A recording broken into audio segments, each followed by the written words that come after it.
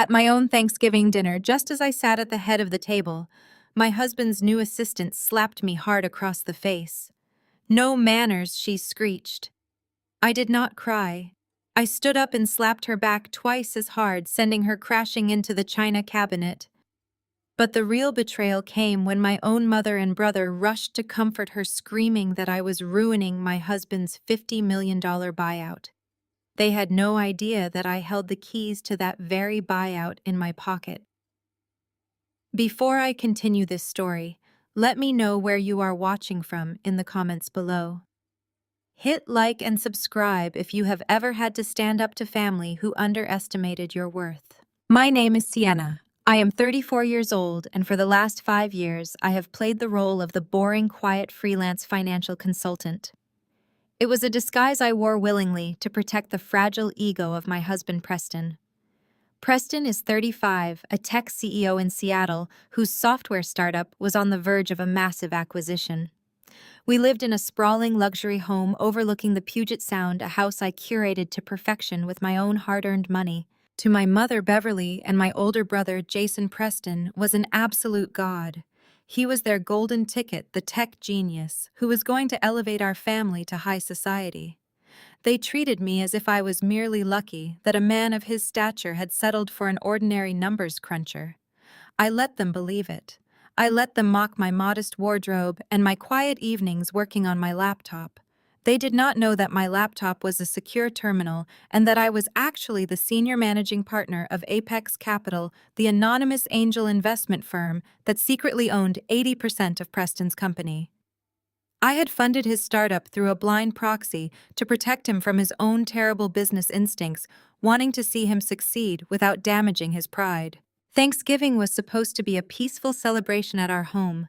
I had spent 2 days preparing a flawless dinner. The dining room table was set with fine crystal and silver. The aroma of roasted turkey and fresh herbs filled the air. My mother and brother arrived early, already drinking my expensive wine and talking loudly about Preston's impending $50 million buyout.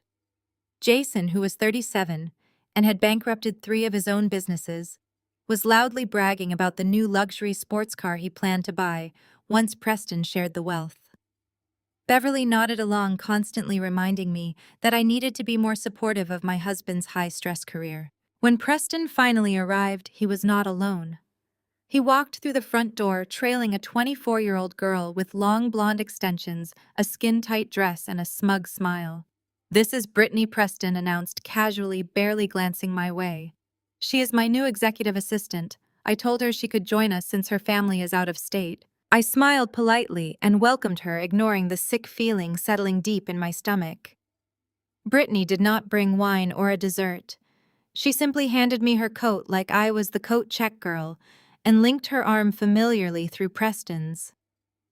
Throughout the appetizer course, she hovered over him, laughing too loudly at his jokes and whispering in his ear. My mother practically tripped over herself to make Brittany comfortable, pouring her champagne and asking fascinated questions about the tech industry.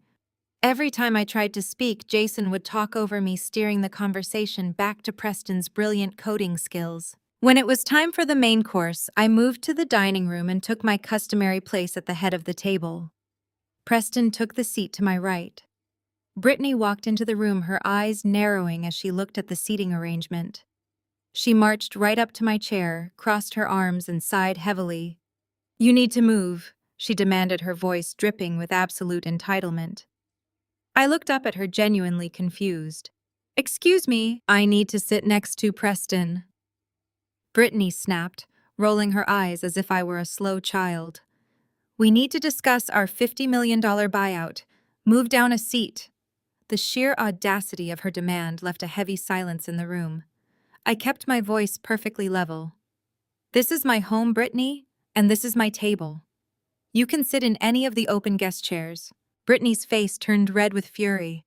"No manners," she screeched, and before I could even process what was happening, she raised her hand and slapped me hard across the left side of my face. The crack of her palm against my cheek echoed off the high ceiling. The sting radiated through my jaw, but I did not flinch. I did not cry. A lifetime of discipline kicked in. I slowly stood up, pushing my chair back. Brittany stood there breathing heavily, looking triumphant as if she had just put me in my place. I looked her dead in the eye, raised my right hand, and slapped her back. I hit her twice as hard as she had hit me. The force of my palm against her cheek sent her stumbling backward. Her designer heel caught on the edge of the expensive Persian rug, and she crashed hard into my antique china cabinet. Glass rattled ominously, and she slid to the floor, clutching her face and sobbing loudly. What happened next broke whatever remaining ties I had to my family. I expected Preston to be horrified by his assistant's behavior. Instead, my husband rushed past me, dropping to his knees to comfort the girl who had just assaulted his wife in their own home. "Are you okay?" He kept asking her, gently rubbing her shoulder. But the true betrayal came from my own blood. My mother lunged forward and grabbed my arm, her nails digging painfully into my skin. "What is wrong with you?" Beverly screamed. Her face contorted with unhinged rage. "You assaulted Preston's crucial employee. Are you trying to ruin everything?" I stared at my mother, completely baffled by her reaction. "She hit me first, Mom, in my own house." My brother Jason stepped up, pointing a finger directly in my face. "You provoked her. You are always so deeply jealous, Sienna. You cannot stand that Preston has people around him who actually understand his business. You are just a mediocre accountant. You should be kissing the ground he walks on, but instead you are jeopardizing our meal ticket." I looked from my brother's furious red face to my mother, who was vigorously nodding in agreement. "Jason is right," Beverly spat, releasing my arm as if touching me disgusted her. "You have no idea how high the stakes are right now. Preston is closing a $50 million deal and you are acting like a petty, insecure housewife. You need to apologize to Brittany right now before she decides to sue and ruins the acquisition." I looked down at Preston. He was helping Brittany to her feet, shielding her from me. He finally looked at his wife of 10 years, his eyes full of cold, detached annoyance. "You really crossed a line, Sienna. Brittany is vital to this buyout. If Apex Capital finds out there is instability on my team, they could pull the offer entirely.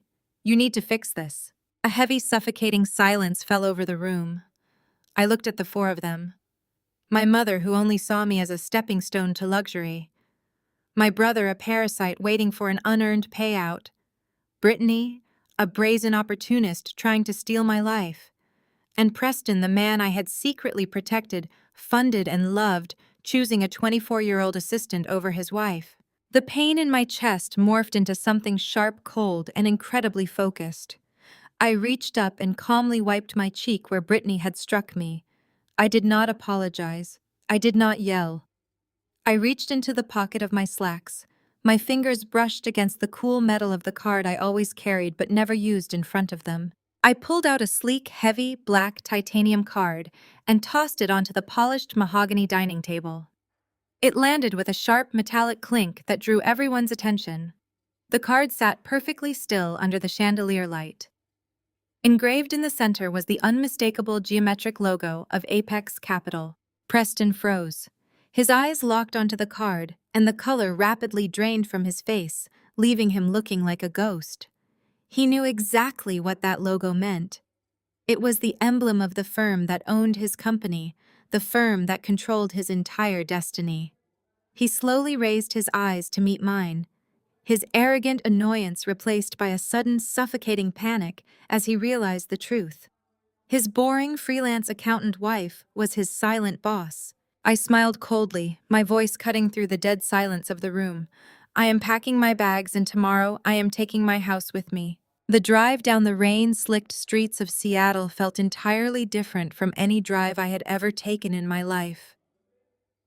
I left the sprawling luxury home behind without a second backward glance. The silence inside my modest sedan was a sharp contrast to the screaming match I had just walked away from. For years I had played the part of the quiet, supportive wife driving a sensible car and wearing sensible clothes to make sure my husband never felt threatened by my success. That performance was officially over. I pulled up to the valet stand of the most exclusive high-end hotel in downtown Seattle. When the concierge saw my casual attire, he offered a polite but dismissive smile, likely assuming I was lost.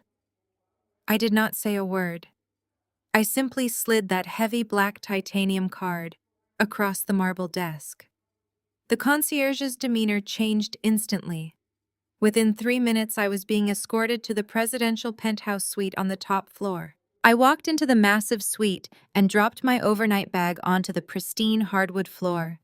The floor-to-ceiling windows offered a panoramic view of the city skyline, but I barely noticed it.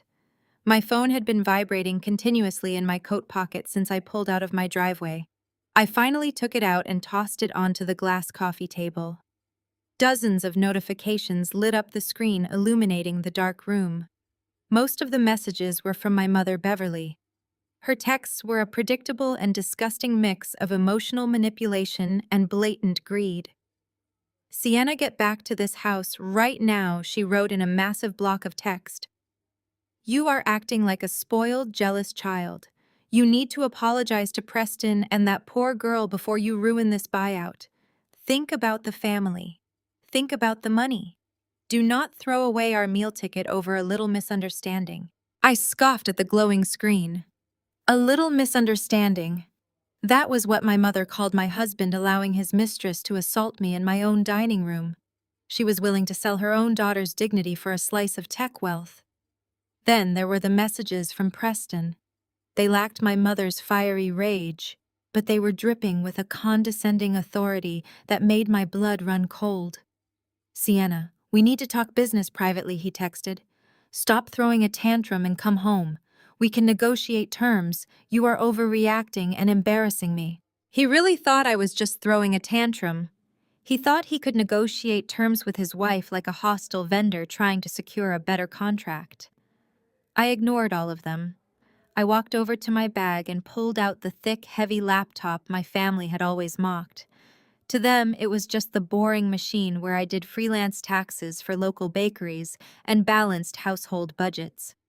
They had no idea it was encrypted with military-grade security software. I set it on the dining table and opened the screen, typing in my multi-factor authentication credentials. With a few keystrokes, the entire interface shifted. The plain desktop background vanished, replaced by the secure internal dashboard of Apex Capital. I let out a long breath, letting the disguise of the quiet accountant fall away completely.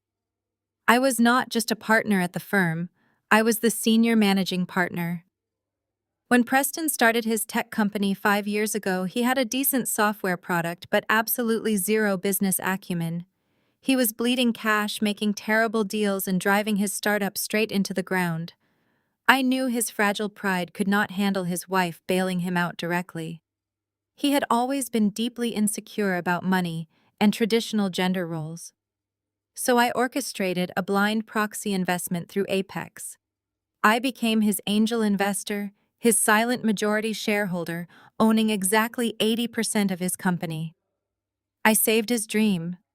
I gave him the capital to hire a real development team and scale his operations globally. And how did he repay me? By letting the success inflate his ego to the point of absolute delusion. He thought he was a self-made genius who had conquered the tech world entirely on his own merit. He started treating me like a boring stepping stone he had outgrown. He thought he could parade his new assistant around my house because he believed he held all the power. I navigated to the corporate finance portal on my dashboard. Since Apex Capital was facilitating the upcoming $50 million acquisition, I had full visibility into the company operating accounts. What I saw in the ledger made my blood boil all over again. Preston had not just been unfaithful and arrogant. He had been actively embezzling. He had quietly issued corporate black cards to people who did not even work for the company, masking the expenses under vague marketing and consulting codes. I pulled up the transaction histories, and the depth of his betrayal became crystal clear. There was a card issued to Brittany, his 24-year-old assistant. Her recent charges included tens of thousands of dollars at designer boutiques, luxury spas, and high-end restaurants. She was funding her lavish lifestyle with company money. There was another card issued directly to my mother, Beverly. She had been using it to pay her exorbitant country club fees and to buy expensive jewelry to flash at her friends. And of course, there was a card for my brother Jason. Jason had been using corporate funds to pay for his lavish lifestyle, pretending he was a successful entrepreneur while secretly living off the company I technically owned. He had charged everything from first-class flights to premium bottle service at nightclubs to the corporate account. Preston was buying their loyalty and their affection with my money. My family had sold me out because Preston was funding their delusions of grandeur. The anger I felt was cold and clinical. I did not shed a single tear for my broken marriage or my treacherous family. Instead, I moved my cursor over the master account controls.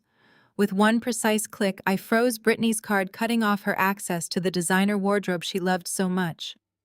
With a second click, I froze my mother's card, severing her tie to the country club elite.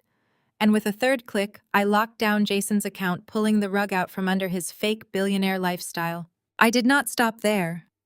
I restricted every single line of corporate credit Preston had authorized. I locked down the company operating accounts entirely, allowing only standard payroll and essential vendor payments to process. I stripped Preston of his financial authority with a few keystrokes. He was now completely cut off from the millions he thought he controlled. He could not spend a single cent without my direct authorization. I leaned back in the plush leather chair of the hotel suite, watching the confirmation screens pop up one by one. The silence of the luxurious room was suddenly broken by a sharp, loud ping from my terminal. It was a real-time security alert tied to the corporate accounts I had just frozen. I clicked the notification, and a detailed transaction report filled the screen. Jason was currently standing in a luxury car dealership across town. The report showed that he had just attempted to use his corporate black card to make a $120,000 down payment on a brand new sports car. He was likely trying to celebrate the impending buyout he thought was happening tomorrow. And right below the astronomical dollar amount flashed a beautiful bright red word: declined. My phone sitting on the glass table buzzed immediately. The screen lit up with a frantic incoming call from Jason, followed by a rapid-fire sequence of panic-stricken text messages. I smiled, taking a slow sip of the complimentary sparkling water I had poured myself. The Thanksgiving dinner was ruined, but my real work was just beginning. The show was going to be spectacular. The morning light filtering through the floor-to-ceiling windows of my penthouse suite felt like a rebirth. I had slept better than I had in years. There was no tossing and turning while listening to Preston secretly text his mistress under the covers. There was no waking up early to iron his shirts or prepare a low-carb breakfast to stroke his fragile ego. I ordered room service, drank my coffee black, and dressed in a sharp, tailored suit that had been hanging in the back of my closet for years, waiting for a day exactly like this. I took the private elevator down to the main lobby, intending to speak with the concierge. The lobby was a masterpiece of modern design, featuring polished marble floors, a cascading water wall, and the quiet hum of wealthy patrons conducting discreet business over espresso. It was an environment built for people who possessed real power. That serene atmosphere shattered the moment the heavy glass revolving doors violently spun open. Jason stormed into the lobby like a localized hurricane. His face was a blotchy, rage-induced crimson. He was wearing an expensive designer jacket that I now knew was paid for with my money, but his shirt was wrinkled and his hair was a mess. He looked completely unhinged. His eyes darted around the cavernous space, wild and frantic, until they finally locked onto me. Sienna, his voice cracked like a whip echoing off the marble pillars. Several heads turned in our direction. Well-dressed businessmen lowered their morning papers. A woman sipping tea at a nearby table frowned in distaste. The concierge took a tentative step from behind his desk, but I raised my hand slightly, signaling that I had the situation under control. I was not going to run or hide. Jason marched across the lobby, his heavy footsteps thudding against the stone floor. He stopped mere inches from my table, looming over me with an expression of pure disgust. "How dare you!" he screamed, not caring who heard him. "You spiteful, pathetic, vindictive little accountant. You think you can just throw a tantrum and cut off my cards?" My phone was resting on the small glass cocktail table right beside my coffee cup. With a single smooth motion, I slid my finger across the screen and hit the record button on my voice memo app. Let him dig his own grave. I crossed my legs and folded my hands neatly in my lap. I did not cut off your cards, Jason, I said, keeping my voice perfectly calm and measured. I cut off Preston's illegally issued corporate accounts. There is a very distinct legal difference. Jason let out a harsh, mocking laugh that sounded more like a bark. Oh, listen to the number cruncher trying to sound like a corporate lawyer. You are just jealous. You have always been deeply jealous of me and Preston. We are the real entrepreneurs in this family. We actually take risks and build empires while you sit at a desk in the background counting other people's pennies. I looked at my older brother, marveling at his absolute staggering delusion. The real entrepreneur. This was a man who had bankrupted 3 separate businesses before his 30th birthday. First, there was his luxury sneaker brand that never produced a single shoe. Then came his boutique fitness application that crashed on launch day. Finally, his cryptocurrency consulting firm, which was little more than a scam that drained our mother's savings and alienated her friends. Each venture had failed spectacularly, destroying the resources of everyone foolish enough to trust him. And now he was standing in a 5-star hotel lobby, claiming he was a titan of industry just because he was leeching off my husband. You are not an entrepreneur, Jason, I said, my tone remaining icy and polite. You are a parasite. You tried to buy a $120,000 sports car yesterday using a corporate expense card from a company you do not even work for. Did you really think that massive fraud would not catch up to you? He slammed his hand down on the small table between us, causing my coffee cup to rattle against its saucer. I am an unofficial consultant, he yelled, spittle flying from his lips. I advise Preston on market trends. I deserve those perks. Do you have any idea how humiliating it was to have my platinum card declined in front of the entire dealership staff? They treated me like a common beggar. Preston personally authorized that card for my personal use as payment for my networking efforts. You had no right to freeze company funds just because you are a bitter, failing wife. I mentally smiled. My phone was capturing every single word. He had just admitted loudly and clearly to using corporate funds for unauthorized personal luxury assets with the CEO's explicit permission. It was a textbook confession to embezzlement, fraud, and conspiracy. He was handing me the very rope I would use to hang him and Preston in court. You are going to unfreeze those accounts right now. Sienna? Jason continued, his voice dropping into a menacing growl. He leaned over the table, trying to use his physical size to intimidate me. Or I swear to God I will ruin you. I tilted my head, looking at him with mild amusement. Ruin me how, Jason? I will go on every social media platform and tell the world what a psychotic, unhinged woman you are, he threatened, his eyes wide and manic. I will review bomb your pathetic freelance accounting business into the ground. I will call up your little bakery and boutique clients and tell them that you steal from your own family out of spite. I will make sure everyone knows you are a bitter, infertile disaster of a woman. You will never balance a spreadsheet in this city again. You will be completely destroyed. His words were designed to hit every insecurity he thought I had. He wanted me to cry, to break down and apologize, to beg him not to ruin my quiet, modest life. He wanted the submissive little sister who always shrank into the background when the men in the family took charge. I let him finish his tantrum. I sat there in the luxurious lobby, surrounded by the scent of fresh lilies and roasted coffee, and I looked at his red, sweaty face. I looked at his clenched fists and the absolute certainty in his eyes that he held all the power. He thought he was the predator and I was the prey. He leaned in even closer, dropping his voice into a vicious, triumphant sneer. You are a loser, Sienna. You have always been a mediocre loser, and now you are just a discarded wife. Preston is signing the $50 million acquisition deal tomorrow with Apex Capital. It is a done deal. Once that massive payout hits his personal accounts, he is filing for divorce. Mom and I are getting our cut for supporting him all these years, and you will be left with absolutely nothing. Go ahead and cry, because tomorrow morning you are completely finished. I did not cry. I did not flinch. Instead, a slow, genuine smile spread across my face. It was a smile of lethal sweetness. a smile built on years of being underestimated, overlooked, and disrespected by the very people I had secretly protected. I looked straight into my brother's cruel, greedy eyes, relishing the moment I was about to rip his entire fictional universe to shreds. Tell Preston the buyer just pulled out. I left Jason standing frozen in the middle of the hotel lobby, his face entirely drained of color as my words finally registered in his greedy mind. I did not wait around to watch his full panic set in or listen to his pathetic attempts to backpedal. I simply picked up my coffee, turned my back on my older brother, and walked calmly to the private elevator.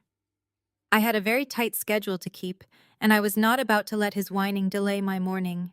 By 11 in the morning, the atmosphere inside Preston's corporate headquarters was electric with tension and misplaced arrogance.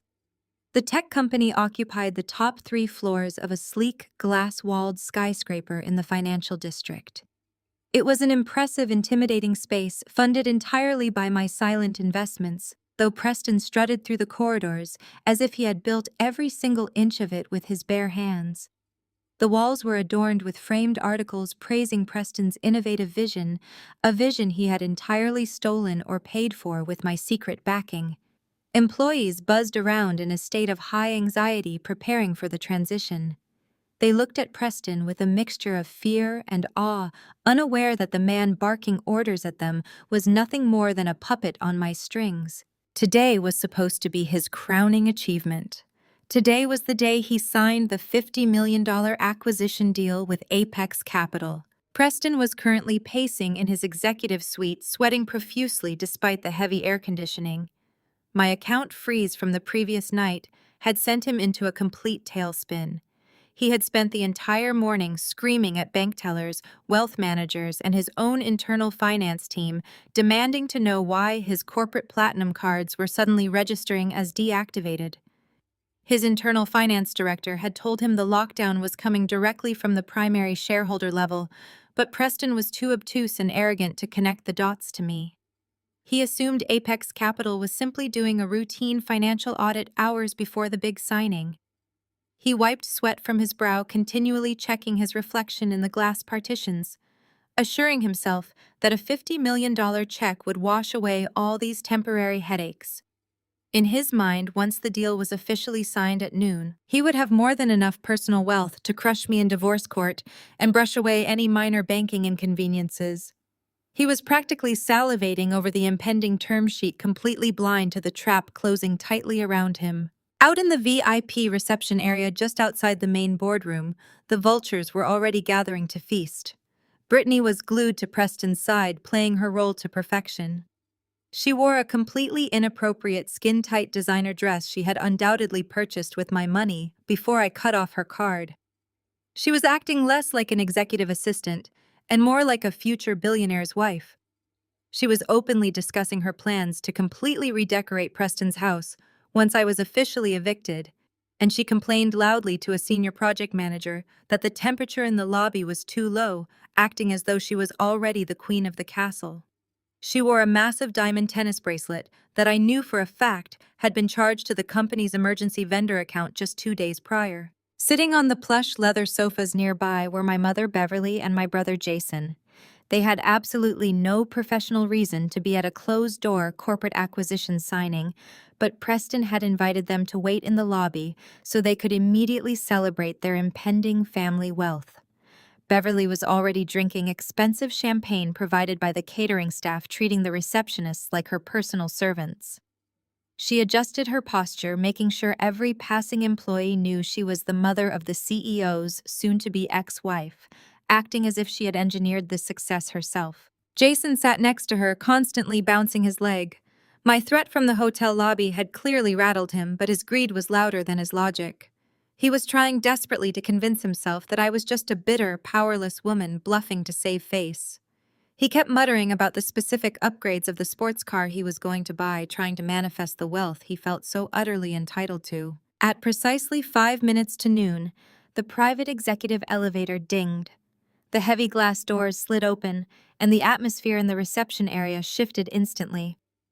The security guards at the front desk had tried to stop our legal team downstairs, But my lead attorney had simply flashed a federal proxy document that granted us immediate, unrestricted access to the entire facility. We swept past the turnstiles like an invading army. A team of 6 sharp, ruthless corporate attorneys in impeccably tailored suits stepped out into the lobby. They were the acquisition team from Apex Capital, the people holding the $50 million check. And leading them walking at the very front of the formation was me. I did not look like the quiet, sensible wife they were used to ignoring.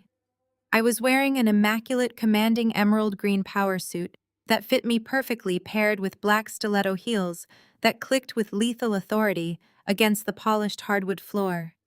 My hair was styled sharply, and my posture radiated absolute, unapologetic power. Preston looked up from his conversation with Brittany.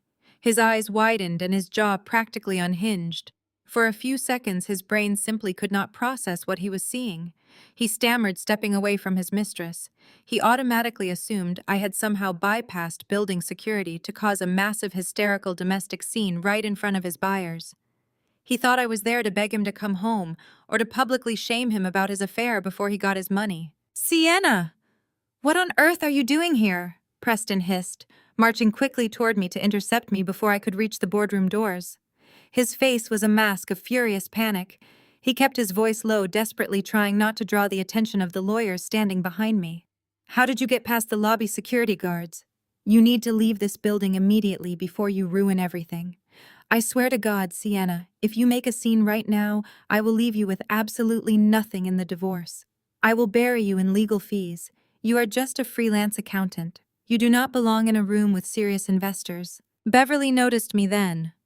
She set her champagne flute down on a side table and marched over her heels, stomping aggressively. Jason trailed right behind her, looking pale and furious. "What is wrong with you?" Beverly hissed, grabbing at the air near my arm, though she did not quite dare to touch me this time. "Are you completely insane? You have no business being here. You are trying to sabotage your husband's biggest day out of pure spite. Look at her, Preston. She is dressed up like she is going to a costume party. She thinks putting on a green suit makes her a professional. Get her out of here before she scares off the real money and ruins our meal ticket." I easily sidestepped my mother's grasping hands. I did not even look at her. I did not look at Jason, whose face was currently twisting into a mask of dawning horror as he remembered my exact words from the hotel and finally realized I had not been bluffing. And I certainly did not look at Brittany, who was cowering behind Preston, clutching her designer handbag as if it could protect her from my gaze. I simply kept my eyes locked on the heavy double doors of the boardroom. The lead corporate attorney for Apex Capital, a formidable silver-haired man named Harrison, stepped forward. He moved smoothly, positioning himself slightly between me and my furious, whispering family. He looked down at Preston with the kind of disdain usually reserved for scraping something unpleasant off a shoe. Preston immediately tried to do damage control. "Harrison, I am so incredibly sorry about this disruption," Preston stammered, offering a nervous, apologetic smile to the lead attorney.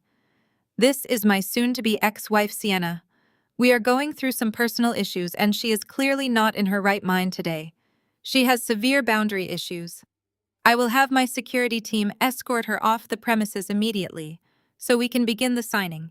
Please do not let this unfortunate domestic incident reflect poorly on the company." Harrison did not smile back. He did not offer any sympathetic understanding. He looked at Preston with an expression of absolute chilling indifference. He completely ignored Preston's frantic apology and turned his body slightly, gesturing toward me with deep professional respect. "You seem to be profoundly confused about who is conducting this meeting, Preston," Harrison said, his deep voice carrying clearly across the suddenly dead silent lobby. "I am not leading this acquisition team. I am simply legal counsel." He turned toward the open doors of the boardroom, projecting his voice so every executive assistant and family member in the vicinity could hear him with perfect clarity. "Please allow me to formally introduce the person you are actually here to meet. This is Sienna, the senior managing partner and absolute majority shareholder of Apex Capital. She holds 80% equity in this firm, and she will be dictating the terms of your future today." The silence that followed was so heavy, it felt like it could crush the breath out of everyone in the room. Behind Preston, I heard a sharp, terrified gasp. Beverly, who had just picked up her champagne flute to take a nervous sip, lost all feeling in her fingers. The crystal glass slipped from her hand. It hit the polished marble floor and shattered into 100 glittering pieces, the sharp sound echoing like a gunshot, signaling the end of their entire world. I did not even blink as the champagne glass shattered behind me. I simply stepped over the sparkling shards on the floor and walked past my paralyzed husband. The heavy wooden doors to the executive boardroom were standing open, waiting for the CEO. I walked right to the head of the long mahogany table and took the oversized leather chair. Harrison and the rest of my legal team filed in behind me, taking their seats with practiced efficiency. Preston finally unfroze. He stumbled into the boardroom, his face practically gray. He looked like a man who had just stepped out of a terrible car crash. He looked at Harrison, then at me, his mouth opening and closing as he tried to find his voice. Brittany hovered in the doorway, clutching the frame, her eyes darting frantically between me and the angry-looking corporate lawyers. Sienna Preston finally choked out, his voice cracking embarrassingly high. "What is this? What is going on? You cannot be the senior partner. That is impossible." I opened my emerald green leather briefcase and pulled out a thick, meticulously organized dossier. I set it on the table and folded my hands over it. "It is entirely possible, Preston. I have been your primary investor and majority shareholder for the last 5 years. I funded this startup through a blind proxy because your business instincts were atrocious and your ego was too fragile to accept help from your own wife. I gave you the capital to succeed. And this morning I am here to formally withdraw the $50 million acquisition offer. The buyout is canceled." Preston gripped the back of a chair to keep from collapsing. "Canceled. You cannot do that. We have a term sheet. I need that payout. I have debts." "You have much bigger problems than your personal debts," I said, tapping the dossier. "This acquisition required a deep dive forensic audit of your proprietary software. When my technical team reviewed the core architecture of your flagship product, we found something highly disturbing. You did not write the foundational code for this company. You stole it." Preston flinched as if I had struck him physically. He looked wildly around the room, making sure the doors were shut, terrified of who else might hear. "My team traced the timestamps and the code structure back to a former lead developer you fired 3 years ago without severance," I continued, keeping my voice loud and unwavering. "You stole his intellectual property, buried it under a few superficial updates, and built an entire enterprise on stolen goods. If this goes to market, this company will be hit with a massive intellectual property lawsuit that will bankrupt the entire operation. You have made this company an absolute liability." "That is a lie," Preston yelled, though the sweat pouring down his forehead told a different story. "I built this software. I am the visionary. You are just trying to ruin me because you are angry about Brittany. This is a jealous witch hunt." "I am not a jealous wife, Preston," I replied coldly. "I am a fiduciary protecting my investment.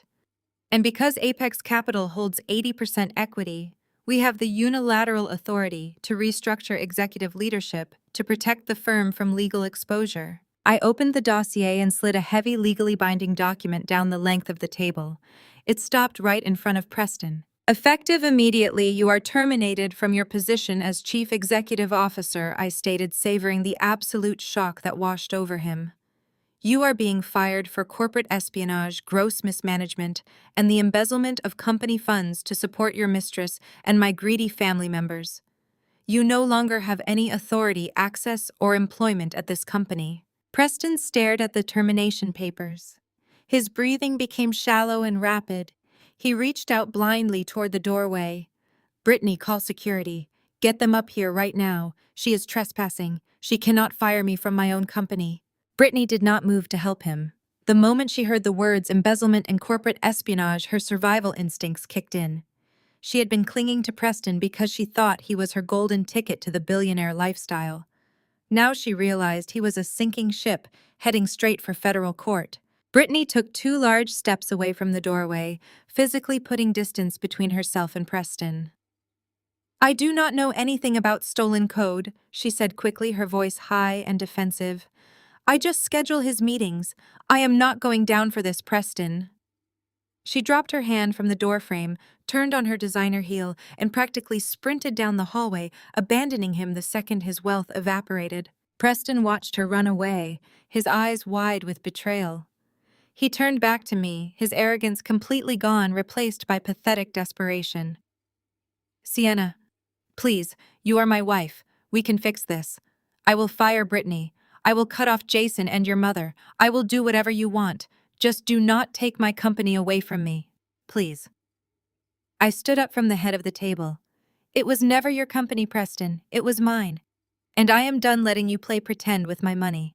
Harrison, my lead attorney, signaled the two large corporate security guards who had accompanied our legal team. They stepped into the boardroom, their expressions stoic. Mr. Preston, Harrison said firmly, "You need to hand over your company access badge, your corporate phone, and your laptop immediately. You will be escorted off the premises. If you attempt to access the building or the company servers again, you will be arrested for corporate trespass."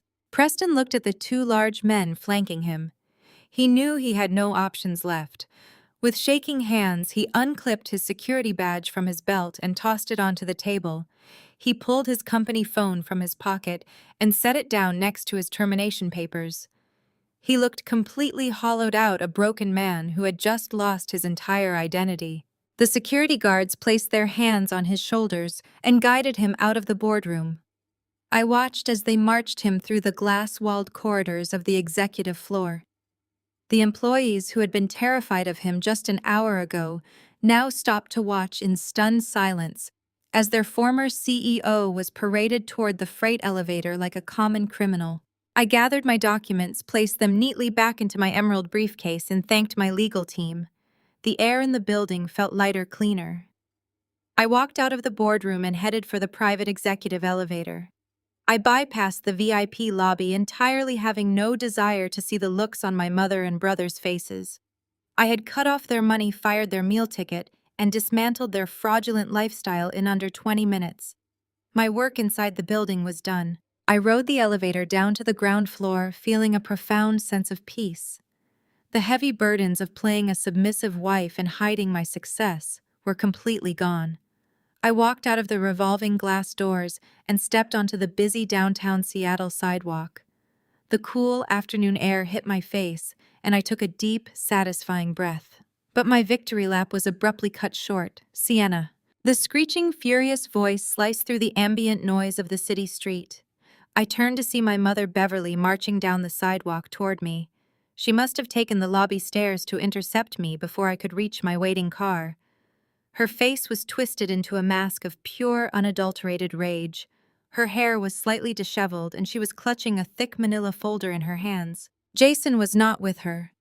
He was likely too cowardly to face me after his humiliating display at the hotel, but Beverly had always been a different breed of vicious. "You think you have won?" she screamed, completely ignoring the pedestrians who were stopping to stare at the commotion. "You think you can just destroy Preston and cut off your own family and walk away laughing? You are a monster, Sienna. You have always been a cold, calculating monster." I did not raise my voice. I simply looked at her with pity. "Go home, Mom. The free ride is over. Preston is broke, and I am not funding your country club memberships anymore. It is time for you and Jason to get actual jobs." Beverly let out a dark, wicked laugh. "I do not need a job," she sneered, closing the distance between us. "I just need what is rightfully mine. And I'm going to take it from you, you ungrateful brat." Before I could step back, Beverly violently slapped the thick manila folder directly against my chest. Instinctively, I caught it before it hit the pavement. I looked down at the heavy stack of legal papers in my hands. The bold black text across the front page made my blood run cold. It was a formal civil summons and complaint filed in the Superior Court. I looked back up at my mother. Her eyes were burning with triumphant malice. "You are being sued!" Sienna, Beverly spat, pointing a manicured finger at the document in my hands. "I am suing you for elder abuse and property fraud. You maliciously tricked me into signing over the title to my home years ago, and I am taking it back. I am going to expose you as a predatory monster who steals from her own mother, and I will not stop until the court strips you of every single penny you have." I stood on the bustling Seattle sidewalk holding the heavy manila folder against my chest. The sheer audacity of the document was staggering. Elder abuse and property fraud. My own mother had just served me with a lawsuit accusing me of the very manipulation and theft she and my brother had been attempting to execute against me. I watched Beverly strut away down the street, her designer heels clicking aggressively against the pavement. She was completely convinced that she had just delivered a fatal blow. She honestly believed that hitting me with a scandalous high-profile lawsuit would force me to back down and quietly hand over my wealth to keep my professional reputation intact. She had severely miscalculated my willingness to fight. I did not panic, and I certainly did not cry. I calmly walked to my waiting town car and directed my driver to head straight to the downtown offices of my primary legal defense team. I spent the short drive reading through the completely fabricated complaint. The lies were meticulously crafted to paint a picture of a vulnerable, aging widow being preyed upon by her ruthless corporate daughter. By the time I stepped into the glass-walled war room at the law firm, my lead attorney Harrison was already waiting for me. He had received a digital copy of the lawsuit from the opposing counsel just minutes before I arrived. The long conference table was covered in legal pads and digital tablets. Harrison looked up as I entered, his expression grim but focused. He gestured for me to take a seat at the head of the table. "They have formed a united front, Sienna," he said, sliding a printed copy of the opposition's demands toward me. "Beverly, Jason, and Preston have pooled whatever resources they have left to hire a highly aggressive litigation firm. They are functioning as a single coordinated unit to take you down." I picked up the document and scanned the demands.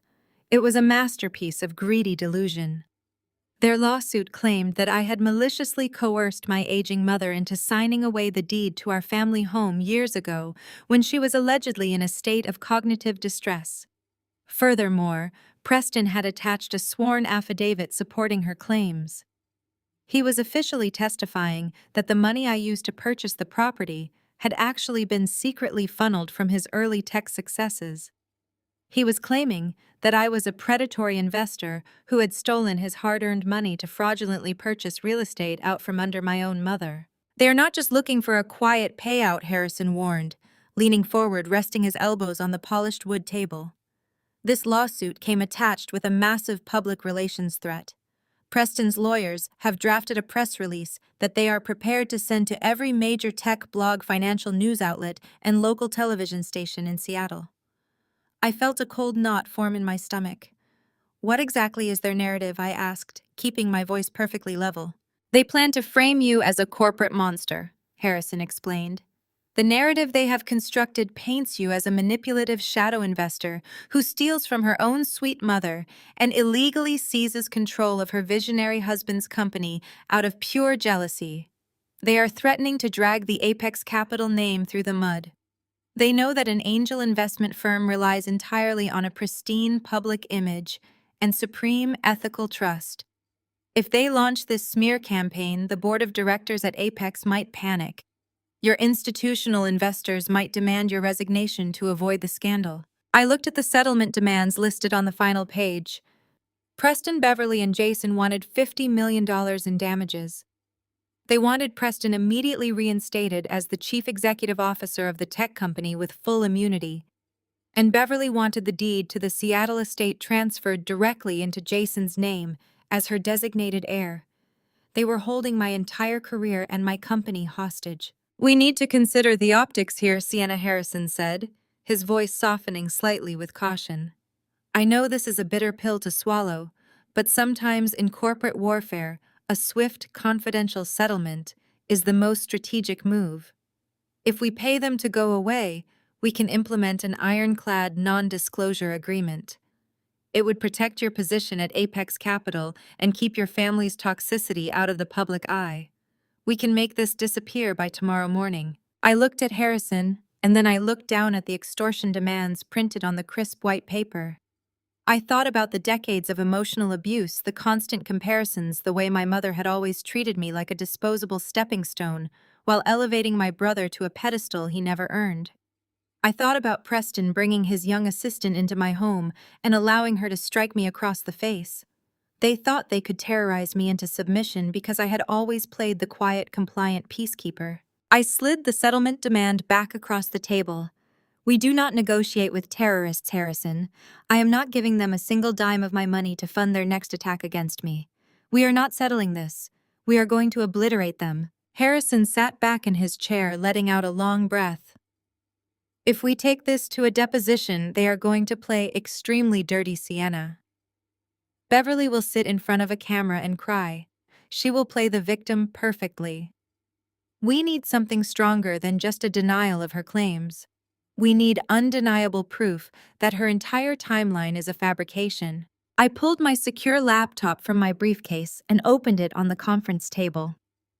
I do not just have proof that her timeline is a fabrication. I said, my fingers flying across the keyboard as I bypassed the first layer of security firewalls. I am going to prove exactly what kind of mother she really is. I immediately initiated a secure video conference with my elite team of forensic accountants stationed at the Apex Capital headquarters. The screen flickered to life, showing 3 brilliant financial analysts waiting for my instructions. I need you to access the deep storage archives I ordered, looking directly into the camera.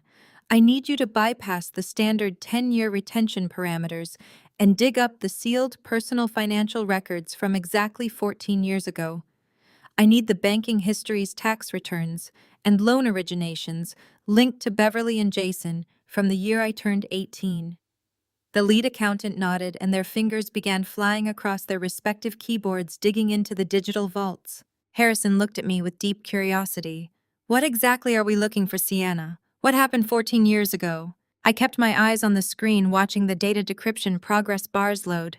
Beverly is claiming that I tricked her out of the family home using Preston's money, I explained, my voice devoid of any emotion. But Preston and I had not even met yet. The truth is that 14 years ago, the family home was actively going into foreclosure because Jason had bankrupted his very first business venture. Beverly was weeks away from living on the streets. I bought that house out of foreclosure to save her from homelessness, and I paid for it entirely with the returns from my very first independent investment portfolio. Jason did not contribute a single cent. He was too busy hiding from his creditors. Harrison raised an eyebrow, clearly impressed by the financial maneuvering of an 18-year-old. So we used the original foreclosure notices and your personal banking trails to prove she was destitute and you were the sole purchaser. That completely dismantles her claim of property fraud. Yes, it destroys the property fraud claim, I said, my eyes narrowing as the final decryption firewall fell away on my screen. But that is not the real reason I am pulling these specific files. Buying that house took every piece of capital I had managed to build. I had to drain all of my resources to save her, which meant I had to rely on my dedicated college fund to pay for my university tuition. I paused, feeling the ghost of a deeply buried pain echo in my chest. But when I went to the bank to access my college fund the week before my freshman semester began, the account was completely empty. It had been drained to zero. Harrison frowned, leaning forward. Drained by who? That is what we are about to find out, I said. A notification chimed on my laptop. The forensic accountants had successfully retrieved and compiled the decades-old financial routing data. They securely transferred the heavily encrypted file directly to Harrison's terminal at the end of the conference table. I watched as Harrison opened the file. The room was perfectly silent except for the soft hum of the air conditioning and the rhythmic clicking of his mouse as he scrolled through page after page of certified bank statements, wire transfer logs, and heavily redacted loan applications from 14 years ago. I sat completely still, waiting for the pieces to connect in his brilliant legal mind. For years I had suspected the truth, but I had been too young, too poor, and too desperate for my mother's love to investigate it. I had spent years working 3 jobs and taking on crippling debt to survive, while my brother drove new cars and wore designer clothes. Now I had the resources of a multi-billion-dollar investment firm at my fingertips, and I was turning over every single rock. Harrison stopped scrolling. He froze, staring intently at a specific sequence of wire transfers and forged signature logs. The color slowly drained from his face as the sheer magnitude of the financial betrayal became clear. He read the documents again, tracing the flow of money from a protected educational trust directly into an offshore shell account linked to a failed tech venture. He slowly looked up from his screen. He took off his reading glasses and set them on the table, his eyes wide with absolute shock. "Sienna," he said, his voice dropping to a harsh, disbelieving whisper. "They did not just lie about the house. They did not just invent a story for a civil lawsuit." He turned the monitor around so I could see the indisputable, undeniable proof of what my own flesh and blood had done to me when I was just a teenager trying to build a future. "If we present these documents at the deposition tomorrow morning," Harrison continued, his tone deadly serious, "your mother is not just going to lose her civil case. She committed massive, premeditated financial fraud against her own child to fund Jason's business. If these go on the legal record, your mother could face federal charges. She could go to prison." I looked at the screen, seeing the exact moment my mother had willingly sacrificed my entire future to coddle her golden child. The last remaining shred of daughterly affection I possessed withered and died instantly, replaced by cold, absolute resolve. I looked at Harrison and nodded coldly. "Print them." The deposition room felt like the inside of a commercial freezer. The air conditioning hummed loudly against the sterile white walls, but the real chill came from the people sitting across the long, polished mahogany table. A legal videographer sat in the corner, the red recording light on his camera, blinking steadily, capturing every single moment of my mother's performance. Beverly sat in the center of the opposing side, wearing a pale beige cardigan and minimal makeup. She had deliberately styled herself to look frail, exhausted, and vulnerable. Jason sat right beside her, wearing a sharp designer suit, bought entirely with my corporate funds, projecting the image of the fiercely protective older brother. Preston sat a few chairs down, looking incredibly smug, next to the aggressive, high-priced litigation attorney he had hired to destroy me. The opposing counsel spent the first hour of the deposition gently guiding Beverly through her completely fabricated narrative. My mother dabbed at her dry eyes with a tissue, her voice trembling with practiced precision. She testified under the penalty of perjury that I had mercilessly exploited her confusion and grief. She claimed that I had slipped a property transfer deed into a stack of routine household tax documents. She swore to the camera that she had never intended to give me the Seattle estate and that I had maliciously stolen the roof over her head using money I funneled from Preston's tech success. I sat perfectly still next to Harrison, my lead attorney. I did not glare. I did not roll my eyes. I did not interrupt. I just watched the woman who had birthed me commit federal perjury with the casual ease of someone ordering a cup of coffee. She painted me as a cold, calculating corporate monster who preyed on her own family for financial gain. When her lawyer finally finished his questioning, he leaned back with a satisfied smirk, clearly believing they had secured a massive payout. Then it was Harrison's turn to cross-examine the witness. Harrison stood up slowly, calmly, buttoning his suit jacket. He did not raise his voice or attempt to intimidate her. He simply approached the center of the table and set down a thick, heavy stack of printed documents. "Mrs. Anderson," Harrison began, his voice smooth and dangerously polite. "You just testified that your daughter Sienna has always been financially manipulative. You claim on the legal record that she has a long history of exploiting family resources for her own personal gain. Is that correct?" Beverly lifted her chin, her frail victim act slipping just a fraction to reveal the spite underneath. "Yes," she stated firmly. "She has always been incredibly greedy. She only cares about money." Harrison nodded thoughtfully, as if he agreed with her. He picked up the first document from his stack and slid it across the table to Beverly's lawyer. "Let us talk about financial exploitation then. I would like to direct your attention to a protected educational trust account established by Sienna's late grandparents." Beverly's face twitched. The opposing counsel picked up the paper, his eyes scanning the text rapidly, a deep frown forming on his forehead. Harrison continued, turning slightly so his words were picked up perfectly by the videographer's microphone. 14 years ago, exactly 1 week before Sienna was scheduled to begin her freshman year of university, this protected educational trust contained exactly $100,000. But according to these certified banking logs and wire transfer receipts, that entire amount was drained in a single afternoon. Jason shifted uncomfortably in his chair. Preston leaned forward, his smug expression faltering. Beverly gripped the edge of the heavy conference table, her knuckles turning white.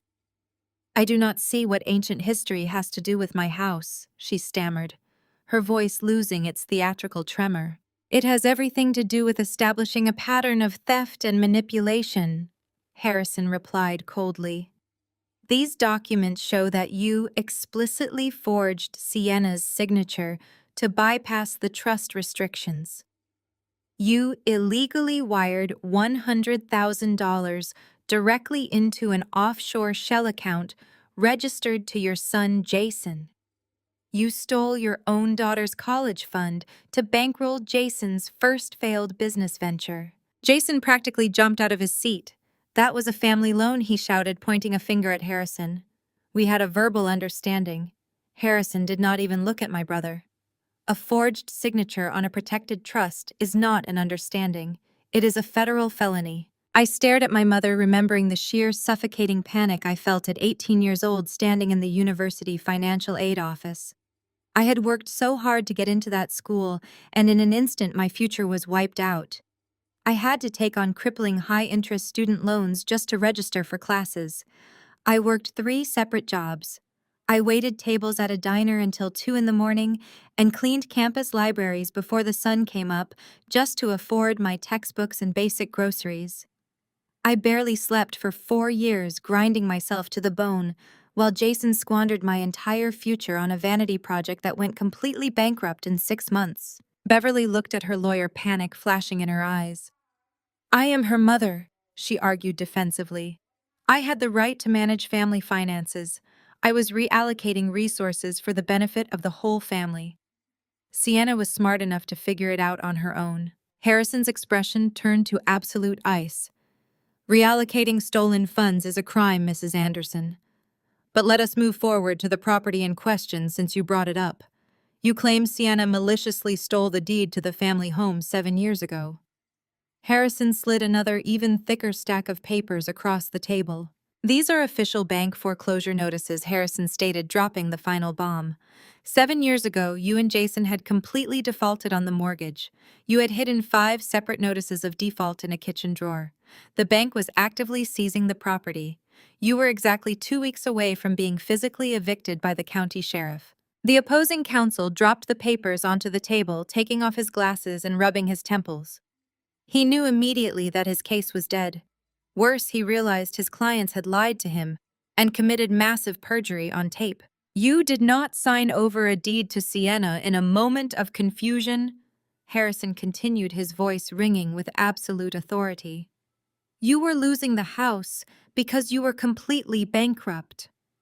Sienna stepped in and bought the property directly from the bank at the public foreclosure auction. She paid the entire balance in cash using the returns from her own early investments. Jason contributed absolutely nothing. I looked directly into my mother's terrified eyes. I took the very first major payout I ever earned, money I had bled for, and I dumped every single cent of it into saving a mother who did not even love me. I saved her from living on the streets, and she repaid me by trying to ruin my life. "Sienna did not steal your home," Harrison finalized, pointing to the certified bank auction deed. "She saved you from homelessness, and she became the sole legal owner of that property through a legitimate documented bank sale. You have been living rent-free in her house for 7 years. Your entire lawsuit is a malicious documented fraud." The silence in the deposition room was deafening. The air felt entirely sucked out of the space. Beverly sat frozen in her chair, her mouth opening and closing silently like a suffocating fish. Her frail victim facade was entirely obliterated, leaving only the reality of a desperate criminal thief exposed on camera. Jason looked physically ill, staring down at the table, realizing that his sister possessed the documentation to send both him and his mother to federal prison. Preston finally realized the absolute gravity of the situation. His leverage was completely gone. His $50 million settlement demand was worthless. His extortion attempt was built on a lie, and his mother-in-law was about to be indicted for federal fraud. He realized that aligning himself with Beverly and Jason had tethered him to a sinking ship, and I was holding the only life raft. Preston abruptly stood up, his heavy chair scraping violently against the hardwood floor. He slammed his hand down on the table, interrupting the legal deposition completely. "This is over," Preston shouted, his voice cracking with sheer panic. "We need to stop the recording right now. I demand an emergency closed-door mediation session immediately. We need to go off the record." Harrison looked up at him calmly, not moving an inch. "We have absolutely no reason to mediate with you, Preston. You have no legal standing, your lawsuit is fraudulent, and your witnesses have just committed perjury.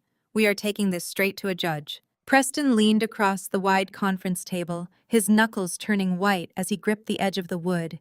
He fixed me with a desperate, vicious glare, completely abandoning his polished CEO persona. He looked like a cornered rabid animal ready to strike. "If you do not agree to a private mediation right now, Sienna, I swear to God I will not hold back."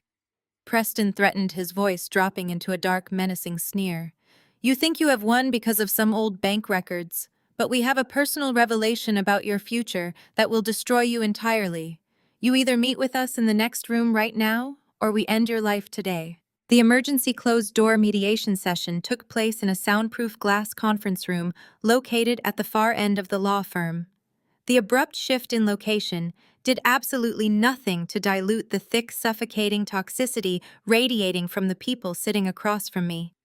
Preston had aggressively demanded that all recording devices be turned off and the court reporters dismissed from the premises. He wanted no official legal record of the blatant extortion he was about to attempt. I sat calmly beside my lead attorney, Harrison, my posture relaxed, and my hands resting lightly on the cool, polished glass of the table. Across from us sat the visual definition of desperate arrogance. Preston was sweating so heavily through his expensive tailored suit that dark patches had formed under his arms.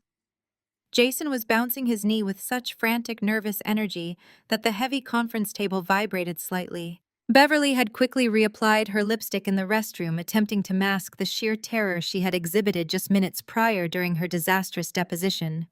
And then there was Brittany, who had apparently decided to stick around now that Preston was promising a brand new angle of attack against me. Preston slammed his hands flat on the table, leaning forward with a poorly fabricated mask of authority. "Let us stop playing these ridiculous legal games, Sienna." He began, his voice dripping with a forced, aggressive bravado. "You think you have me cornered with those ancient bank records, but you do not. I have spent the last 5 years building deep personal connections with every major technology journalist and venture capital reporter on the West Coast. If you do not give me exactly what I want right now, I will personally launch a coordinated media campaign that will completely obliterate your career. I will tell the press that you are a deranged, predatory investor who falsified documents to steal your own mother's home and hijack your husband's company out of pure vindictive jealousy.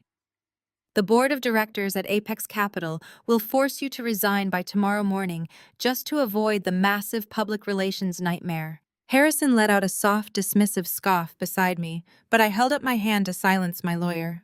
I wanted to hear every single delusion tumbling out of my husband's mouth. "What exactly are your demands, Preston?" I asked, keeping my voice perfectly level and devoid of any emotion. Preston smirked, clearly thinking he had finally struck a nerve and forced me into submission. "First, you reinstate me as the chief executive officer of the company, with full legal immunity for any past financial discrepancies. Second, you step down from your managing role at Apex Capital immediately, so you can no longer interfere with my business operations. Third, you sign the deed of the Seattle estate over to us today. If you do all of that, I will walk away quietly and let you keep whatever pathetic scrap of dignity you have left in this city." Before I could even process the sheer absurdity of his extortion demands, Beverly leaned forward, her eyes flashing with a renewed sense of malicious entitlement. And the deed to the house will not be going to Preston, she declared, pointing a manicured finger directly at my face. You will sign the property directly over to Jason. He is your older brother and the only true legacy of this family. He is the one who deserves the wealth and the proper foundation to build his empire. You were always just meant to support him, Sienna. That is your role in this family. You have been selfishly hoarding resources that belong to the men in this family for far too long. It is time you finally fulfilled your actual purpose and handed over what Jason rightfully deserves. Jason nodded vigorously in agreement, puffing out his chest as if his mother's deranged logic was a binding legal contract. That is right, he sneered, running a hand through his messy hair. I am the real visionary here. You owe me that house for all the stress you have caused this family. Hand over the keys, Sienna, and maybe I will let you visit on the holidays. I stared at my mother and my brother, marveling at the bottomless pit of their narcissism. Beverly was sitting in a corporate law office mere moments away from facing potential federal charges for forging my signature and stealing my college fund, and she was still aggressively demanding that I surrender my multi-million-dollar home to her parasitic son. The level of psychological manipulation she had subjected me to during my childhood was staggering, but looking at her now, I felt absolutely nothing but cold clinical observation. She was not a mother, she was just a highly malfunctioning liability. We are holding all the cards, Sienna Preston sneered, mistaking my quiet observation for fearful submission. You cannot fight the press, and you certainly cannot fight your own family. Just sign the settlement papers and walk away before we truly destroy you. To cement their supposed leverage, Brittany suddenly stood up from her chair at the far end of the table. She smoothed down her inappropriately tight designer dress and offered me a triumphant, sickeningly sweet smirk. She clearly thought this was her grand moment to secure her position as the new matriarch of Preston's stolen wealth. She looked at me with an expression of pure, unadulterated victory. Actually, there is one more reason you need to sign over the house right now, Brittany announced, her voice echoing loudly in the soundproof room. She placed both of her hands on her flat stomach and rubbed it with exaggerated theatrical affection. Preston and I are not just building a business together, we are building a family. I am 3 months pregnant with Preston's baby. He finally has a real woman who can give him the heir he has always wanted. The room seemed to hold its breath. Preston puffed out his chest, looking incredibly proud of his supposed virility. Jason smirked, crossing his arms as if this scandalous news somehow validated his own existence. But it was Beverly's reaction that was truly stomach-turning. My mother clasped her hands together and beamed with absolute delight, completely ignoring the fact that her son-in-law had committed blatant adultery in my home. "Oh my goodness!" Beverly gasped, tears of joy welling in her eyes, as she reached out to grab Brittany's hand. A grandson, a true heir to the family legacy. She turned her vicious gaze back to me, her expression hardening into pure venom. Do you hear that, Sienna? Preston is finally having a child you were too broken and inadequate to give him all these years. I am officially disowning you right here and now. You are no longer my daughter. I am leaving every single thing I have left to my new grandson. You are going to sign over that house today, so my grandson has a proper estate to grow up in. They waited for my reaction. They expected me to break down. They expected me to scream or cry or throw something heavy across the room. They thought the sudden revelation of a pregnancy the ultimate physical proof of my husband's betrayal and my mother's absolute cruel rejection would be the fatal blow that shattered my resolve. They thought invoking my supposed biological inadequacy would force me to surrender my wealth in a state of sheer emotional devastation. They thought they had finally found the weapon that would break me. I did not cry. I did not react with outrage. I looked at Preston, puffing his chest like a proud rooster. I looked at Beverly claiming an affair baby as her true family legacy. I looked at Brittany proudly rubbing her stomach as if she had just won the lottery. And I burst into a slow, chilling laugh. It started low in my chest and echoed loudly off the glass walls of the conference room. It was not a laugh of hysteria or brokenness. It was the dark, genuine laughter of a woman watching her worst enemies gleefully walk straight into an active minefield. Preston frowned, his arrogant smile slipping slightly, as my laughter continued to fill the quiet room. "What is so funny?" he demanded, his voice wavering, with a sudden spike of deep insecurity. I stopped laughing. I kept my eyes locked directly on Preston's confused, sweating face as I reached down into my designer briefcase. I bypassed the legal briefs and the financial ledgers, pulling out a thick, sealed medical envelope bearing the distinct logo of a prominent Seattle hospital. I tossed it onto the polished mahogany table and slid it firmly across the glass surface until it stopped right in front of Preston's hands. "That is an absolute medical miracle," I whispered, leaning forward with a smile that could freeze water. Preston stared at the heavy white envelope resting against the glass.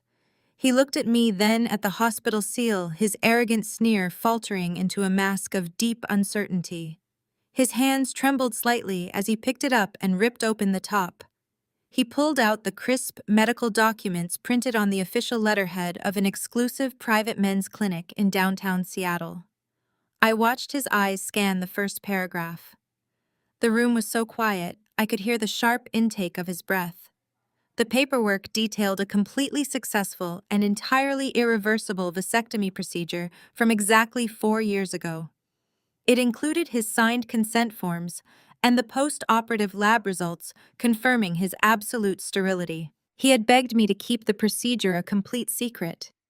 He was so terrified that his alpha male tech industry friends would view him as less of a man that he had hidden the medical files in a safe and forbidden me from ever mentioning it to anyone, especially my family. He thought those records would never see the light of day.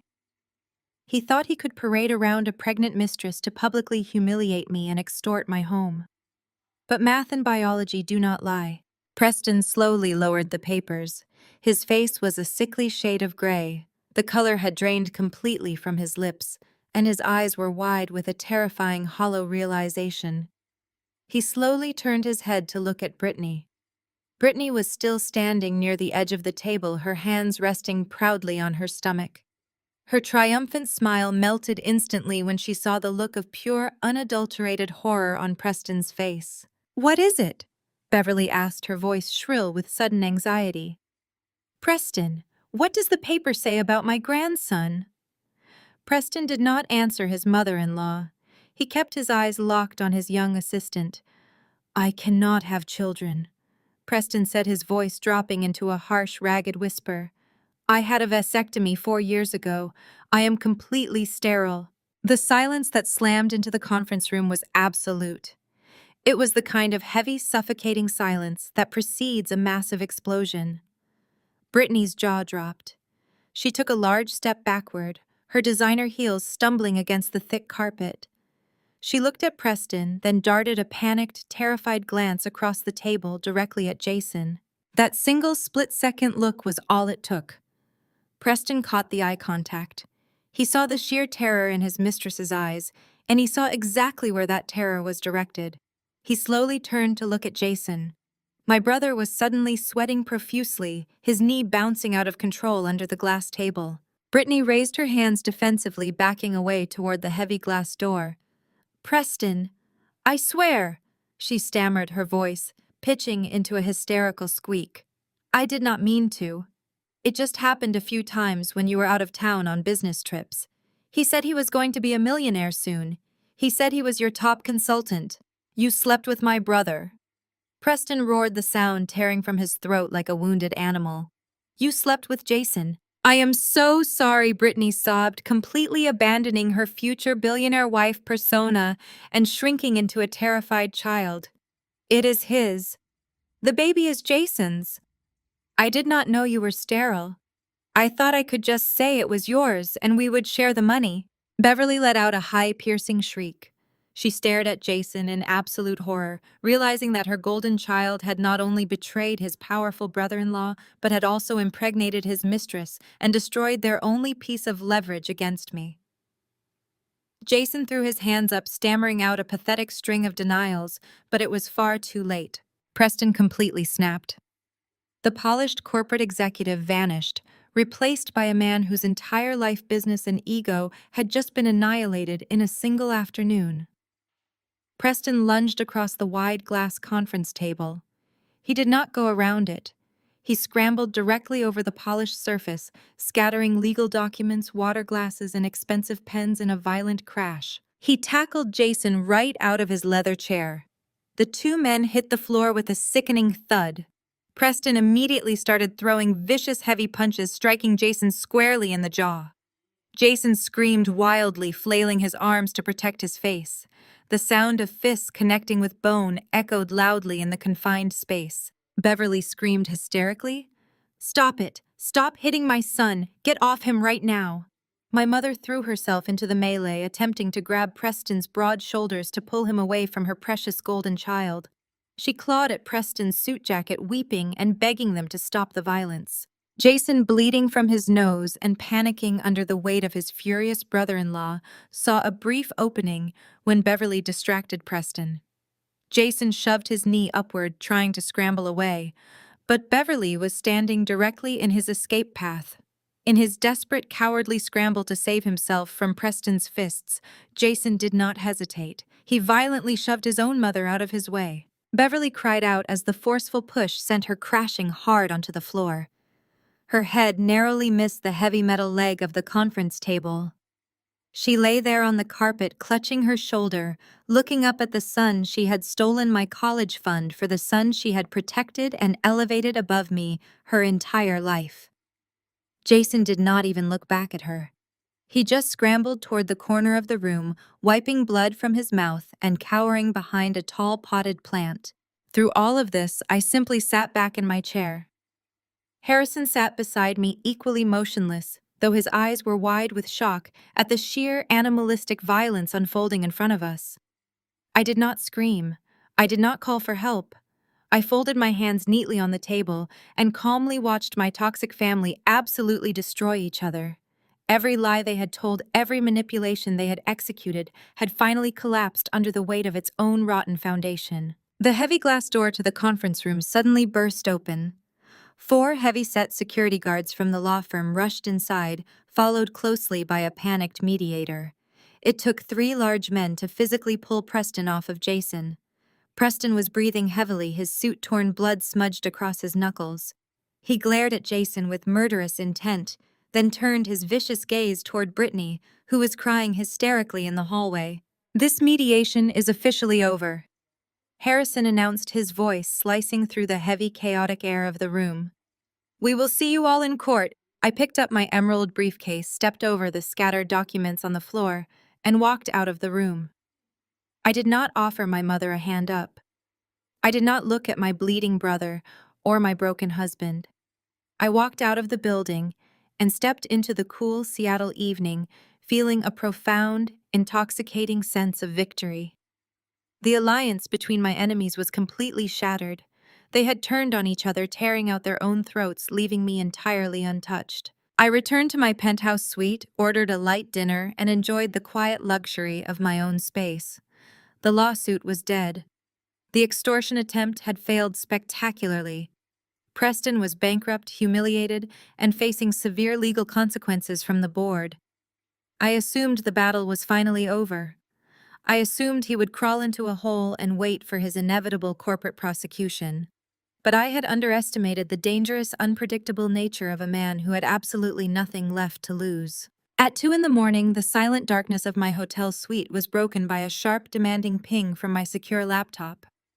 I sat up in bed, turned on the bedside lamp, and walked over to the desk.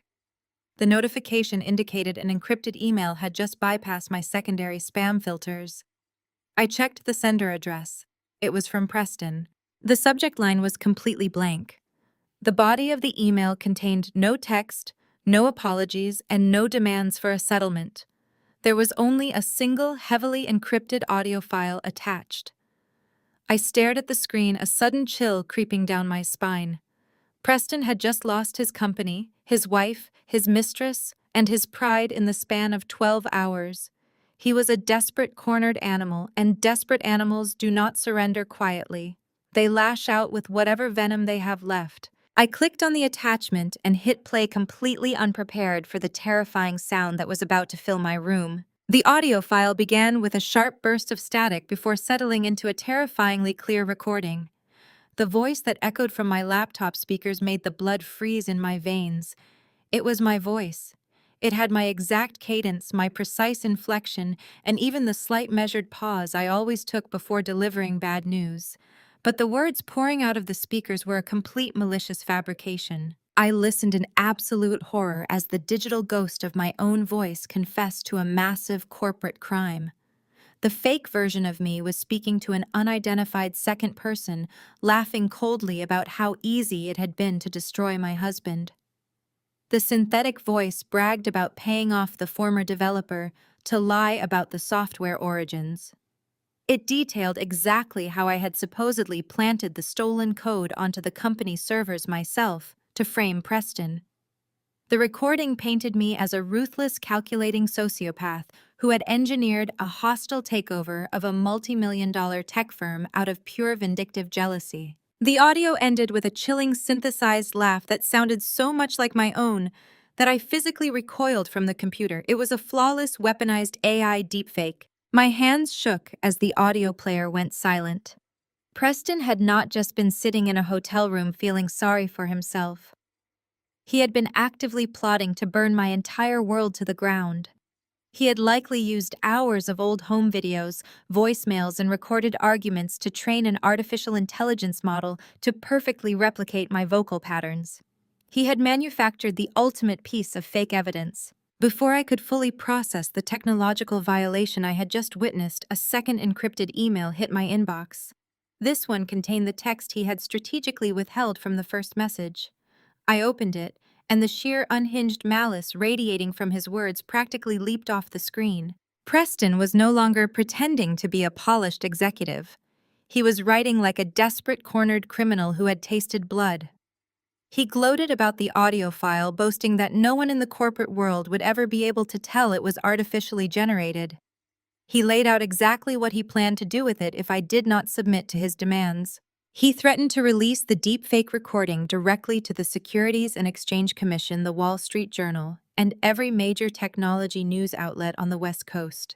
He described in agonizing detail exactly how the fallout would destroy my life.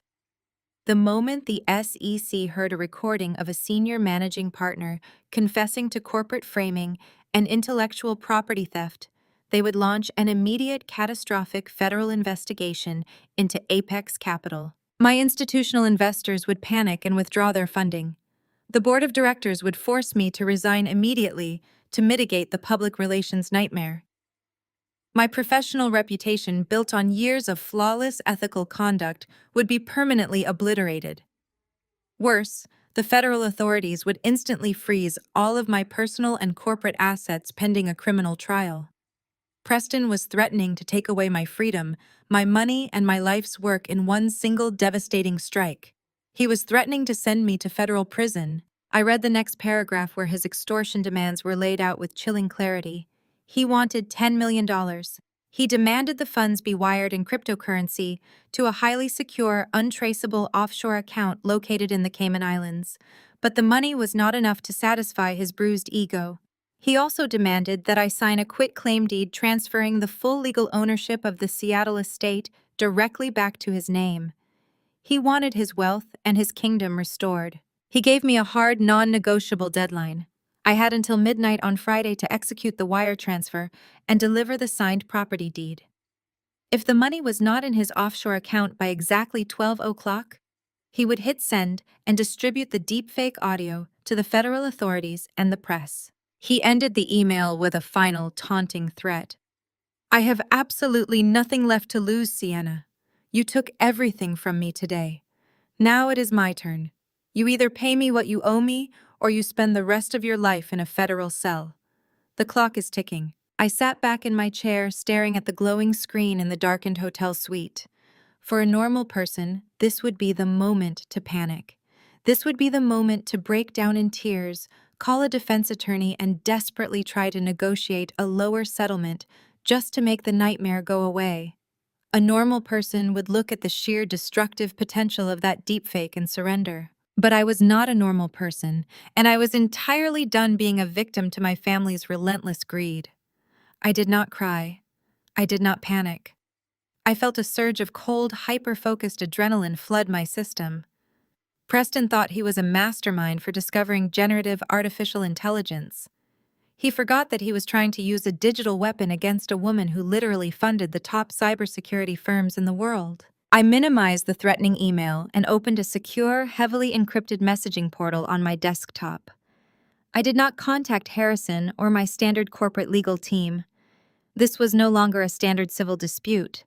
This was digital terrorism, and it required a completely different kind of professional intervention. I initiated a direct line to a private top-tier cybersecurity contact I kept on retainer for Apex Capital. He was a digital forensic specialist who operated in the shadows, a man whose entire career was built on dismantling corporate espionage and tracking untraceable digital footprints.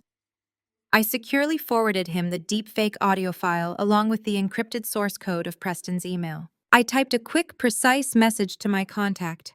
I need the hidden metadata stripped from this audio file. I need undeniable, irrefutable digital proof of the IP address, the device origin, and the exact timestamp of its creation. I need you to trace it directly back to Preston's personal hardware. You have 48 hours. The response from the cybersecurity specialist came back less than a minute later. Considered it done. I closed the secure portal. My breathing was steady and my mind was moving 10 steps ahead. Friday was only 2 days away. Preston had chosen his deadline carefully, hoping the short time frame would force me into a panicked, sloppy surrender. He wanted me trembling in my hotel room, desperately moving funds to save my own skin. But Friday night was not just any night on my calendar. It was the night of the annual Seattle Tech and Philanthropy Gala. It was the most prestigious high-profile event of the year, packed with billionaires, journalists, and the most powerful industry leaders in the state. And more importantly, it was the night I was scheduled to be the keynote speaker and the recipient of the Innovator of the Year award. Preston knew about the gala. He knew I would be standing on a stage in front of the entire city, right as his midnight deadline approached. He wanted to torture me. He wanted me to stand in front of my peers, gripping an award, knowing that my entire life was about to be destroyed the second the clock struck 12. He thought he had orchestrated the perfect psychological checkmate. I picked up my personal cell phone from the glass coffee table. I opened a direct text message thread with my soon-to-be ex-husband. I did not type out a frantic plea for mercy. I did not try to reason with him or explain that his extortion attempt was a federal crime. I did not tell him that my cybersecurity team was already dismantling his digital footprint line by line. I simply typed out 2 sentences, my thumbs moving with deliberate, lethal precision. I looked at the words on the screen, knowing exactly what kind of trap I was setting. Preston wanted a public spectacle. He wanted to watch me break. I was going to give him the greatest show of his pathetic, miserable life. I hit send on the message and set the phone face down on the desk. I will give you what you deserve on Friday night.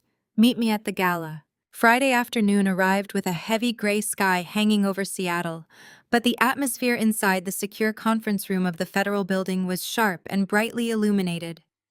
I sat at a nondescript metal table flanked by my lead corporate attorney Harrison and my private cybersecurity specialist. Sitting across from us were 2 federal agents from the Financial Crimes Division and a senior detective from the local police department. There was no room for negotiation or mediation in this space.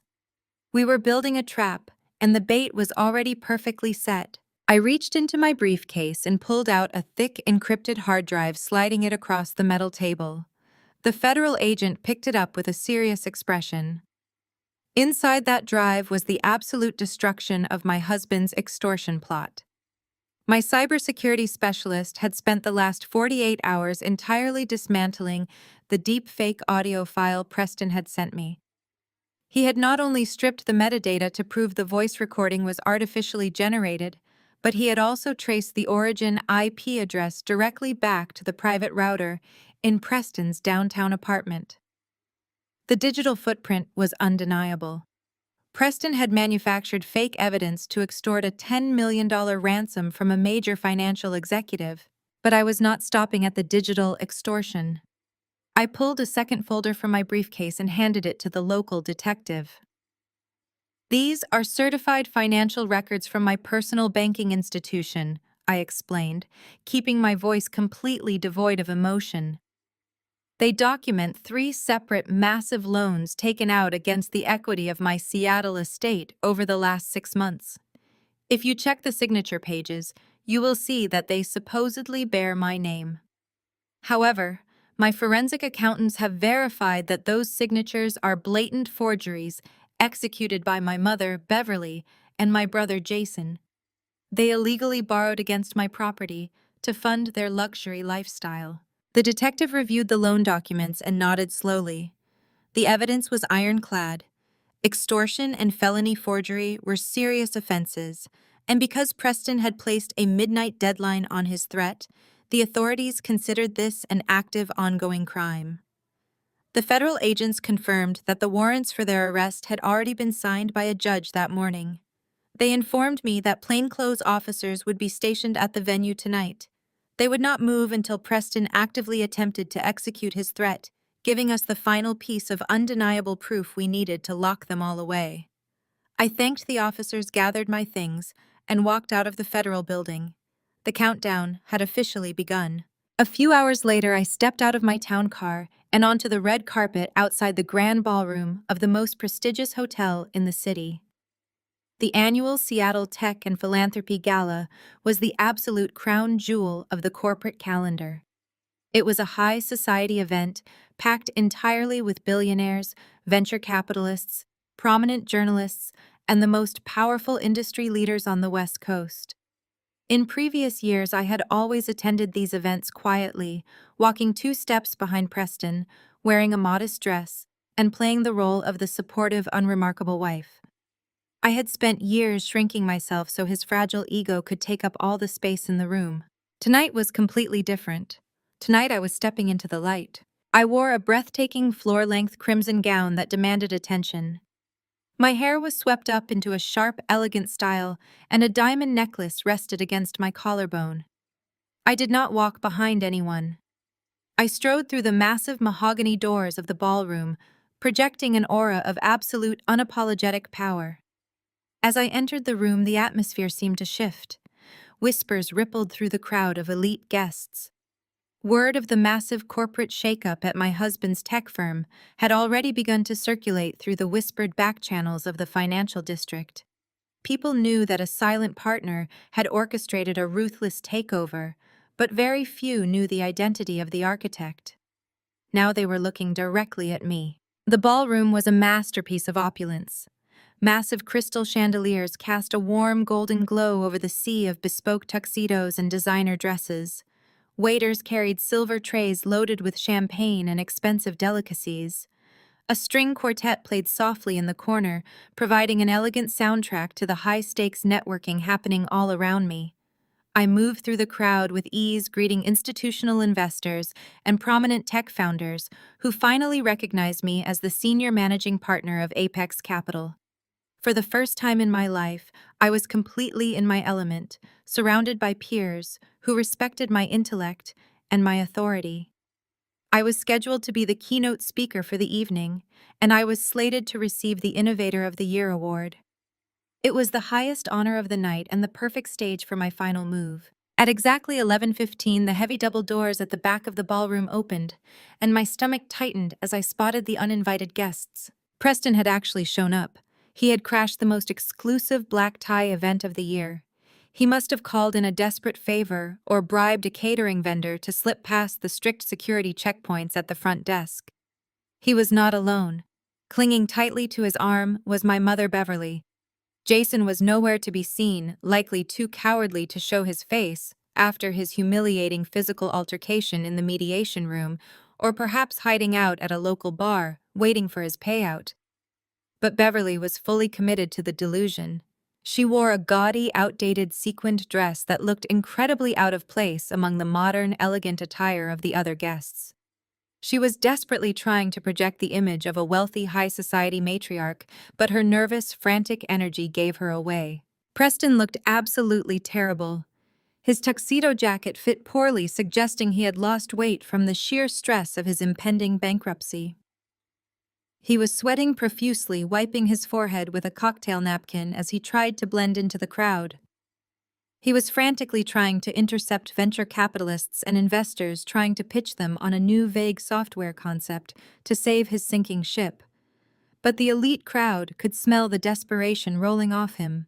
Prominent executives politely excused themselves as soon as he approached, turning their backs on a man whose industry reputation was already bleeding out. Preston grabbed a glass of champagne from a passing waiter and downed it in one gulp. His eyes darted around the massive ballroom, scanning the sea of faces until they finally locked onto me. I was standing near the front of the stage, engaged in a pleasant conversation with a prominent software developer. I did not break my conversation, but I met his gaze across the room. The psychological warfare commenced immediately.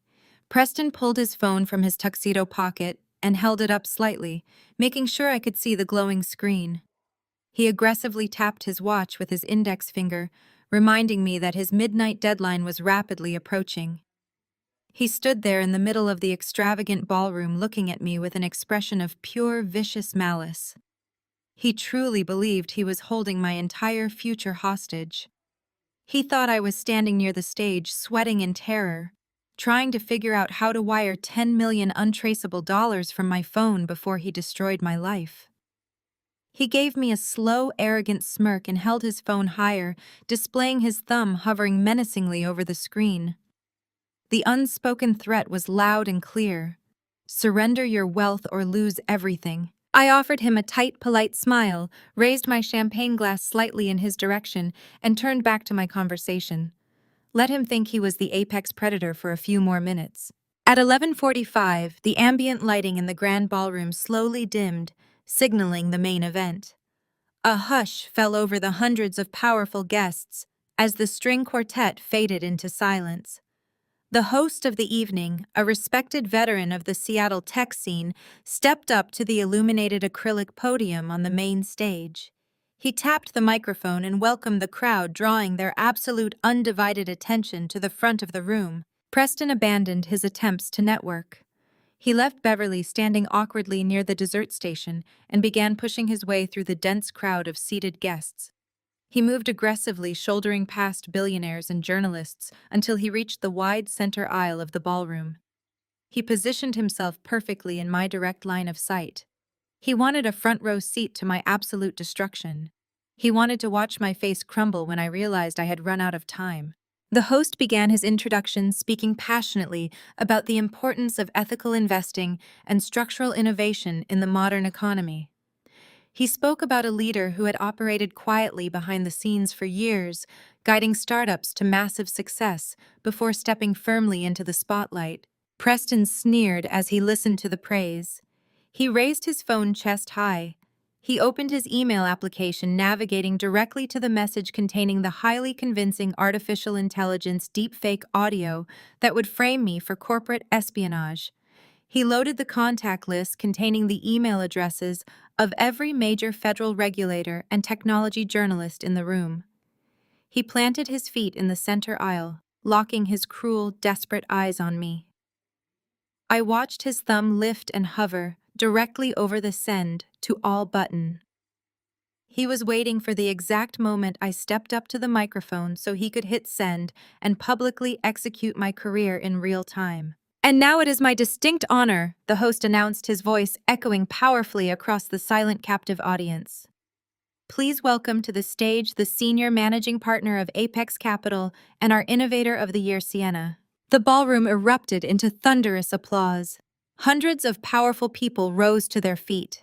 I smoothed the skirt of my crimson gown, lifted my chin, and began walking slowly up the steps toward the brightly lit stage, walking directly into the trap my husband thought he had set. The applause washed over me like a physical wave as I walked toward the stage. I took the stairs one by one, feeling the heavy fabric of my crimson gown brush against the steps. The host met me center stage, smiling warmly as he handed me a stunning geometric crystal trophy. It was heavy and solid, representing the years I had spent building an empire from the shadows. I gripped it firmly in my left hand and stepped up to the clear acrylic podium. The blinding glare of the stage spotlights hit my face, but I did not blink.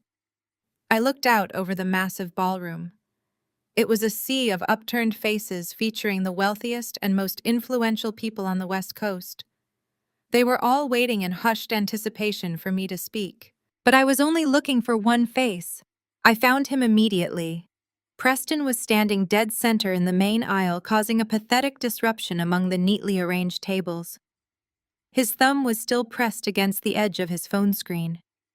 He looked like a man holding a detonator waiting for me to beg for my life. He gave me a sharp, impatient nod, giving me a silent command to surrender. I leaned into the microphone. "Good evening," I said, my voice echoing powerfully through the state-of-the-art sound system. It reverberated off the high ceilings and settled over the crowd, commanding absolute silence. "I want to thank the board for this tremendous honor." I continued, keeping my gaze sweeping across the room before letting it fall back to Preston. For years, I operated behind the scenes, providing the unseen foundation for companies that claim to be entirely self-made.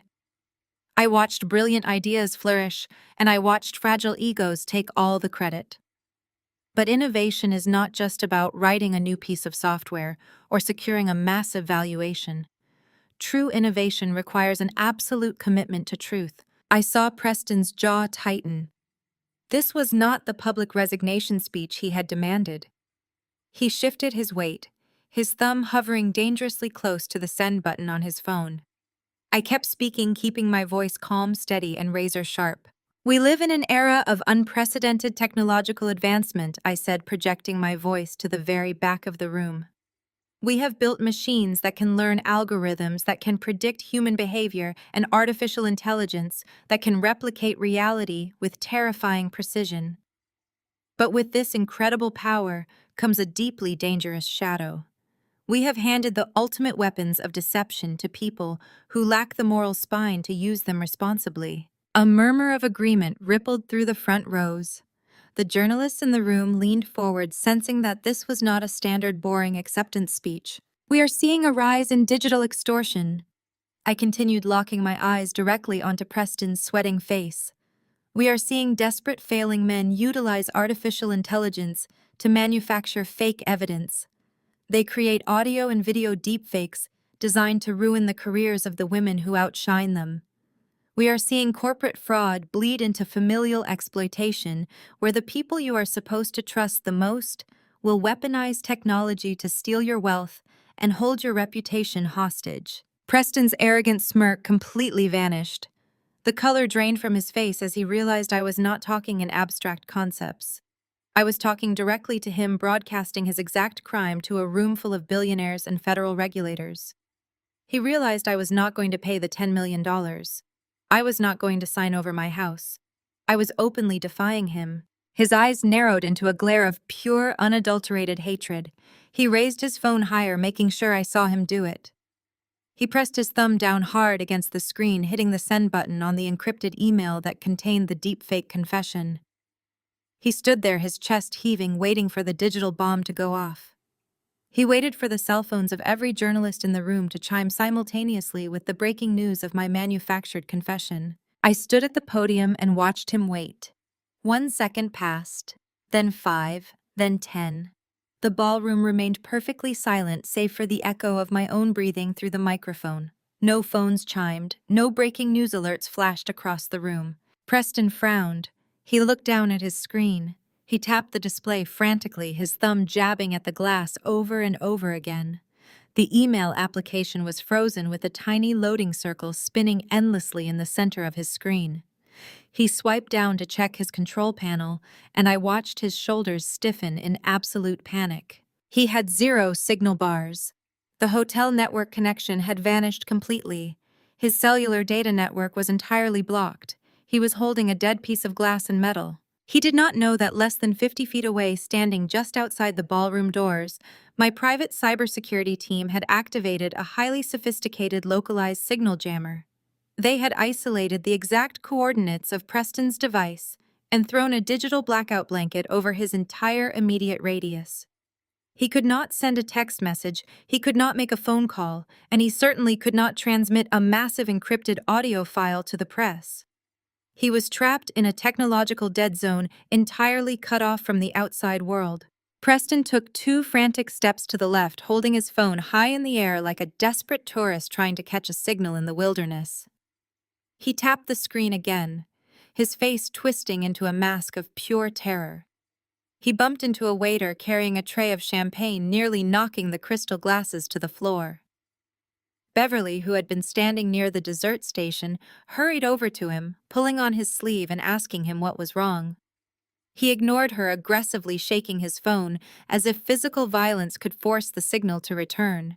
I watched him struggle, savoring every single second of his pathetic, impotent panic. He had tried to use technology to destroy me, and I had simply turned the lights out on his entire operation. I leaned back into the microphone, my voice dropping an octave, carrying a chilling, lethal authority. "It is very easy to talk about these dangers in theory," I said, capturing the crowd's attention once again. "It is easy to assume that corporate extortion and deepfake blackmail only happen in movies or to other people. We want to believe that our boardrooms and our dining room tables are safe from that kind of desperate, malicious criminality." I stepped out from behind the clear acrylic podium. I walked to the very edge of the stage, letting the heavy crimson fabric of my gown trail behind me. I looked directly down at Preston. He had finally stopped shaking his phone. He was staring up at me, his chest heaving, his eyes wide with the dawning realization that he had walked blindly into an inescapable trap. But theoretical warnings are rarely enough to inspire real change. I continued, my voice echoing like thunder across the grand ballroom. "Tonight, instead of just talking about the dangers of digital extortion, I would like to provide this room with a live demonstration of criminal desperation." The audience collectively caught its breath. The silence in the room was so profound, you could hear the soft hum of the stage lights. Beverly grabbed Preston's arm, her face pale, finally sensing the catastrophic danger they were in. She tried to pull him toward the exit, but Preston was frozen, paralyzed by the sheer magnitude of his impending destruction. I raised my right hand and made a sharp, deliberate gesture toward the back of the ballroom, signaling the audio-visual team stationed in the sound booth. The massive overhead speakers mounted around the perimeter of the ballroom suddenly crackled to life. A sharp burst of static hissed through the air, silencing any remaining whispers in the crowd. But it was not Preston's artificial intelligence deepfake that played over the speakers. It was not the manufactured recording of my voice confessing to corporate espionage. It was a completely authentic, crystal-clear recording. The sharp burst of static faded into the undeniable sound of my older brother Jason screaming. His voice bounced off the crystal chandeliers and echoed against the gold leaf walls of the ballroom. The recording was the exact audio I had captured on my phone during his unhinged ambush in the hotel lobby. Everyone in the room heard Jason violently bragging about his fake entrepreneurship. They heard him admit to trying to buy a $120,000 sports car using stolen corporate funds. They heard him explicitly state that Preston had authorized the embezzlement to buy their loyalty and fund their lavish personal lifestyles. The venture capitalists sitting in the front row lowered their champagne glasses, their faces contorted with absolute disgust. These were men and women who ruined companies over minor accounting errors. Listening to a CEO permit blatant embezzlement to pacify his incompetent brother-in-law was the ultimate cardinal sin in their world. Then the audio shifted. A brief dial tone rang out, followed by the sound of a recorded conference call. This was the final nail in their collective coffin. It was a legally obtained wiretapped recording intercepted and verified by the federal agents who had been monitoring their communications since my forensic accountants uncovered their initial mortgage fraud. The clear, unmistakable voice of Preston filled the silent ballroom. He was speaking directly to my mother and brother. "I want $10 million, he said on the recording, his tone dripping with malicious greed. "I am going to send her the artificial intelligence voice clone tonight. She will think it is real. If she does not sign the deed to the Seattle estate over to us, I will send the fake confession to the authorities and destroy her company." My mother's voice chimed in, next sounding greedy and vicious over the ballroom speakers. "Just make sure Jason gets the title to the house, Preston. I already forged her signature on the last 3 equity loans. We took hundreds of thousands from her property value, and she never even noticed. What is one more fake signature to get the whole property for ourselves? She deserves to be ruined for cutting off our credit cards. The collective gasp from the audience was loud enough to drown out the string quartet tuning their instruments in the corner. The sheer depravity of a mother laughing about committing felony forgery against her own daughter sent a shockwave of revulsion through the crowd. This was a room full of people who spent their entire lives evaluating risk and destroying liabilities. They were looking at Preston not as a fellow innovator, but as a toxic, radioactive criminal. Prominent technology journalists were already furiously typing on their mobile devices, drafting the headlines that would hit the morning papers and completely obliterate whatever remained of Preston's industry reputation. I stood at the podium looking down at the man who had promised to ruin me. Preston stood completely paralyzed in the center aisle. The color had drained from his face, leaving him looking like a hollowed-out shell. His phone slipped from his trembling fingers and hit the hardwood floor with a dull, heavy thud. He could not run. He could not hide. He could not talk his way out of a recorded confession playing in front of the most powerful people in the state. He was trapped in the blinding light of his own consequences, breathing heavily as his entire world collapsed into ash. Beverly, however, had the survival instincts of a cornered rat. As the audio recording played her gleeful confession to federal mortgage fraud, she realized her high society charade was permanently over. She dropped her small designer clutch and began backing away from the dessert station. She tried to blend into the shadows near the heavy velvet curtains at the rear of the ballroom. She was desperately scanning the perimeter for an exit, hoping to slip out the service doors and vanish into the night before the hammer fell. She thought she could simply walk away from the destruction she had caused, just like she had done her entire life. She thought wrong. The massive mahogany doors at the back of the ballroom swung open with a heavy, resonant thud. The entire crowd turned to look as the final act of my live demonstration walked into the room. Two uniformed police detectives strode into the grand space, their polished silver badges catching the light of the chandeliers. Walking right between them was a stern federal agent from the Financial Crimes Division, wearing a dark suit and a perfectly neutral expression. They moved with absolute terrifying purpose, parting the sea of wealthy guests effortlessly. Trailing closely behind the federal agent was another police officer dragging a very familiar figure by the arm. It was Jason. He had been waiting outside by the valet stand, pacing nervously, while waiting for Beverly and Preston to come out with news of my surrender.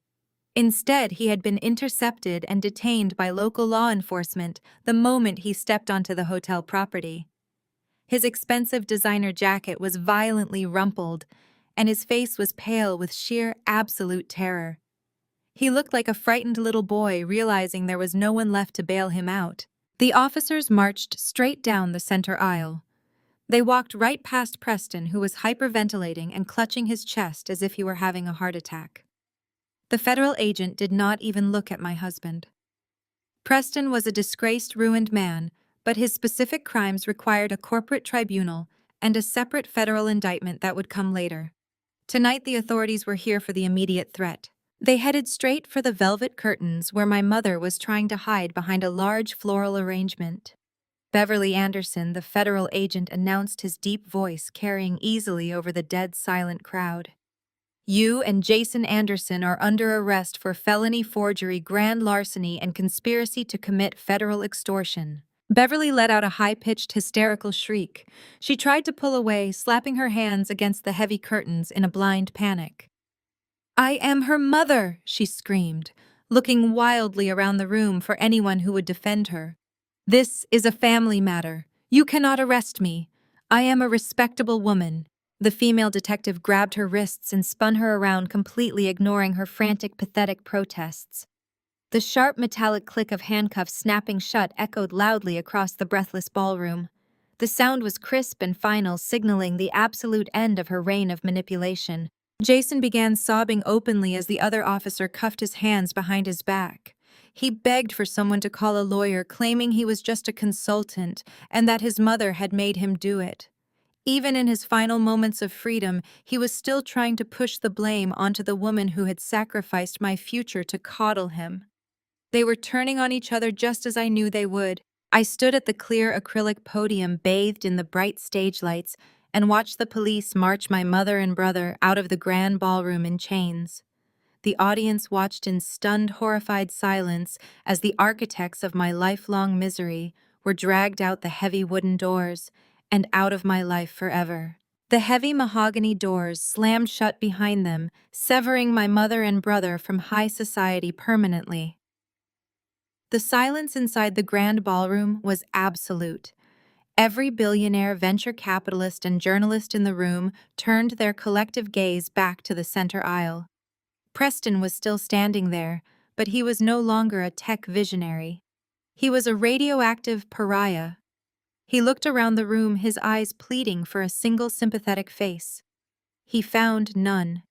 The prominent investors who had been shaking his hand just an hour ago physically turned their backs on him. They formed a wall of bespoke tuxedos and designer gowns, shutting him out completely. Brittany had been hovering near the dessert station, watching the entire catastrophic collapse unfold. When she saw the police drag Jason away and realized that Preston was completely broke and facing federal investigations, her survival instincts kicked in one last time. She did not walk over to comfort the man she was supposedly building a family with. She simply set her champagne glass down on a passing waiter's tray, turned on her heel, and slipped out the side service exit. She abandoned the family, entirely vanishing into the night to find her next wealthy target. Preston was left standing completely alone in a room full of people. His reputation was globally obliterated. He was bankrupt, publicly disgraced, and permanently exiled from the technology industry. He slowly turned and walked out of the ballroom looking like a hollow ghost. I finished my keynote speech to a standing ovation. The next morning, the Seattle sky was bright and clear. I drove up to the sprawling luxury estate that I had purchased out of foreclosure all those years ago. I did not come alone. I brought my private security team and a professional moving crew. We walked into the quiet, empty house and went straight to the guest wings where Beverly and Jason had been living their fraudulent billionaire lifestyles. I stood in the hallway and watched the movers pack up their belongings. They took the designer clothes Beverly had bought with my stolen corporate funds. They took the expensive watches and shoes Jason had acquired while pretending to be a successful entrepreneur. The movers tossed everything into cheap standard cardboard boxes. They did not use bubble wrap or care for the delicate fabrics. They taped the boxes shut with loud, sharp tearing sounds that echoed off the high ceilings. We carried the boxes outside and stacked them directly on the curb next to the street. I looked at the pile of cardboard sitting on the concrete. It was the perfect physical representation of their entire existence. Cheap, fragile, and ultimately destined for the trash. I sent a single text message to the public defender, who had been assigned to represent them in federal court, letting him know where his clients could send someone to collect their garbage. I walked back inside the house and locked the front door. The space felt massive and empty, but it also felt remarkably clean. The suffocating toxicity that had permeated the walls for years was finally gone. I pulled out my phone and called my real estate agent. I told her to list the property immediately. I did not want to spend another night in a house that held so many terrible memories. The Seattle real estate market was fiercely competitive, and the estate sold in less than a week for a massive multi-million-dollar profit. When the funds cleared my bank account, I sat in my temporary hotel suite, looking at the astronomical number on the screen. I did not need the money. My position at Apex Capital provided me with more wealth than I could ever spend in a lifetime. I realized I had a unique opportunity to transform the pain of my past into a powerful weapon for the future. I called Harrison and my financial team to set up a new venture. I did not want to create a standard charitable foundation. I wanted to build something aggressive and highly targeted. We established the Apex Genesis Fund. It was a powerful multi-million-dollar scholarship and seed funding program designed strictly for underestimated self-starting women. The criteria for the fund were highly specific. We targeted women who had been marginalized, financially abused, or completely discarded by their toxic families. I wanted to find the 18-year-old girls whose college funds had been stolen by greedy parents. I wanted to find the brilliant female entrepreneurs who were constantly overlooked in favor of mediocre golden child brothers. I took the massive profit from the sale of the house where my family had abused me, and I used it to directly empower women who were exactly like me. Within the first month of launching the Apex Genesis Fund, we fully funded the university tuitions of 50 young women and provided initial startup capital to a dozen female-led technology companies. We were building an army of independent, powerful women who would never have to rely on toxic family members for survival. As my new foundation flourished, the architects of my misery faced their inevitable ruin. Beverly and Jason were denied bail due to the sheer magnitude of their financial fraud and the overwhelming flight risk they posed. They sat in a federal holding facility, waiting for a trial they were guaranteed to lose. The prosecuting attorneys told Harrison that my mother and brother were currently facing up to 15 years in federal prison. Preston faced a different kind of prison. He was not immediately arrested, but the Securities and Exchange Commission launched a massive federal investigation into his business practices following my public presentation at the gala. The legal fees drained whatever personal savings he had managed to hide. Without his stolen code, without my silent funding, and without a single investor willing to take his phone calls, he was completely destitute. The last update I received from a former colleague placed Preston working a graveyard shift at a minimum wage data entry center in a run-down industrial park outside the city. He spent his nights typing numbers into a glowing screen, entirely exiled from the glittering tech world he had once claimed to rule. 6 months passed. The transition from the darkest period of my life to the brightest was remarkably seamless.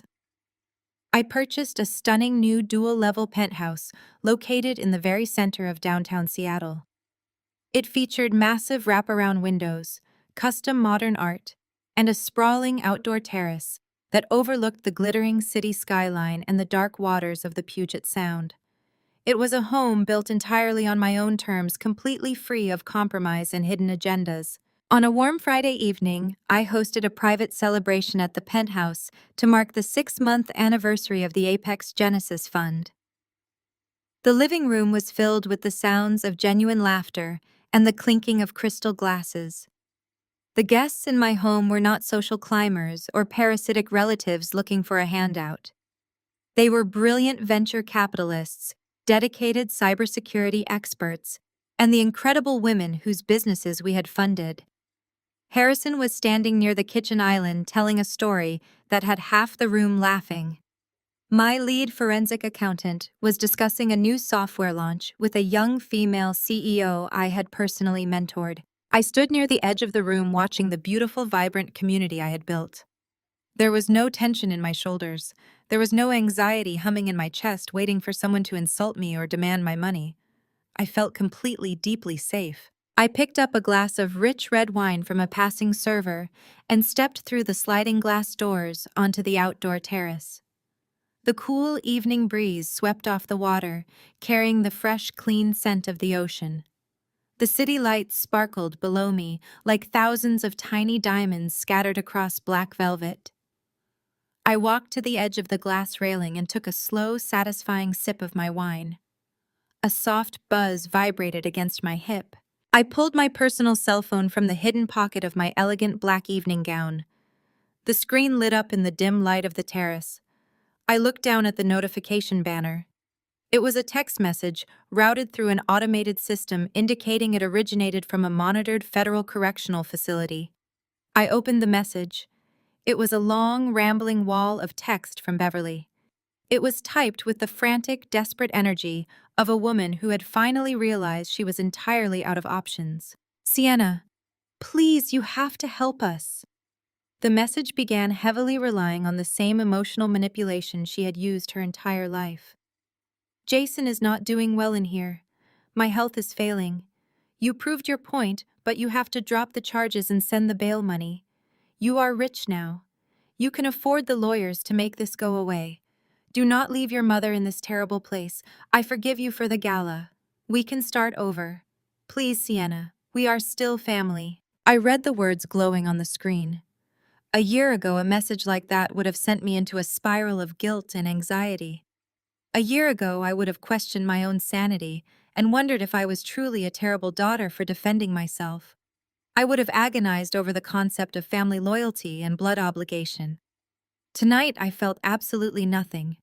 The words were just empty digital noise sent by a stranger I used to know. I did not read past the first line.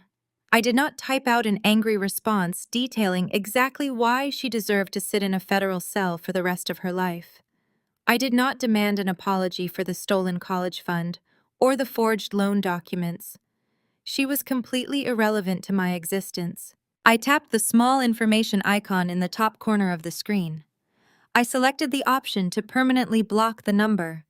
Then I hit the delete button, erasing the message and wiping her final desperate plea from my phone and my life forever. I held down the power button on the side of the device. The screen faded to black, shutting off completely. I slipped the dead phone back into the pocket of my gown. I turned my back on the glittering city skyline and walked back inside my beautiful penthouse, stepping fully into a brilliant, unburdened future.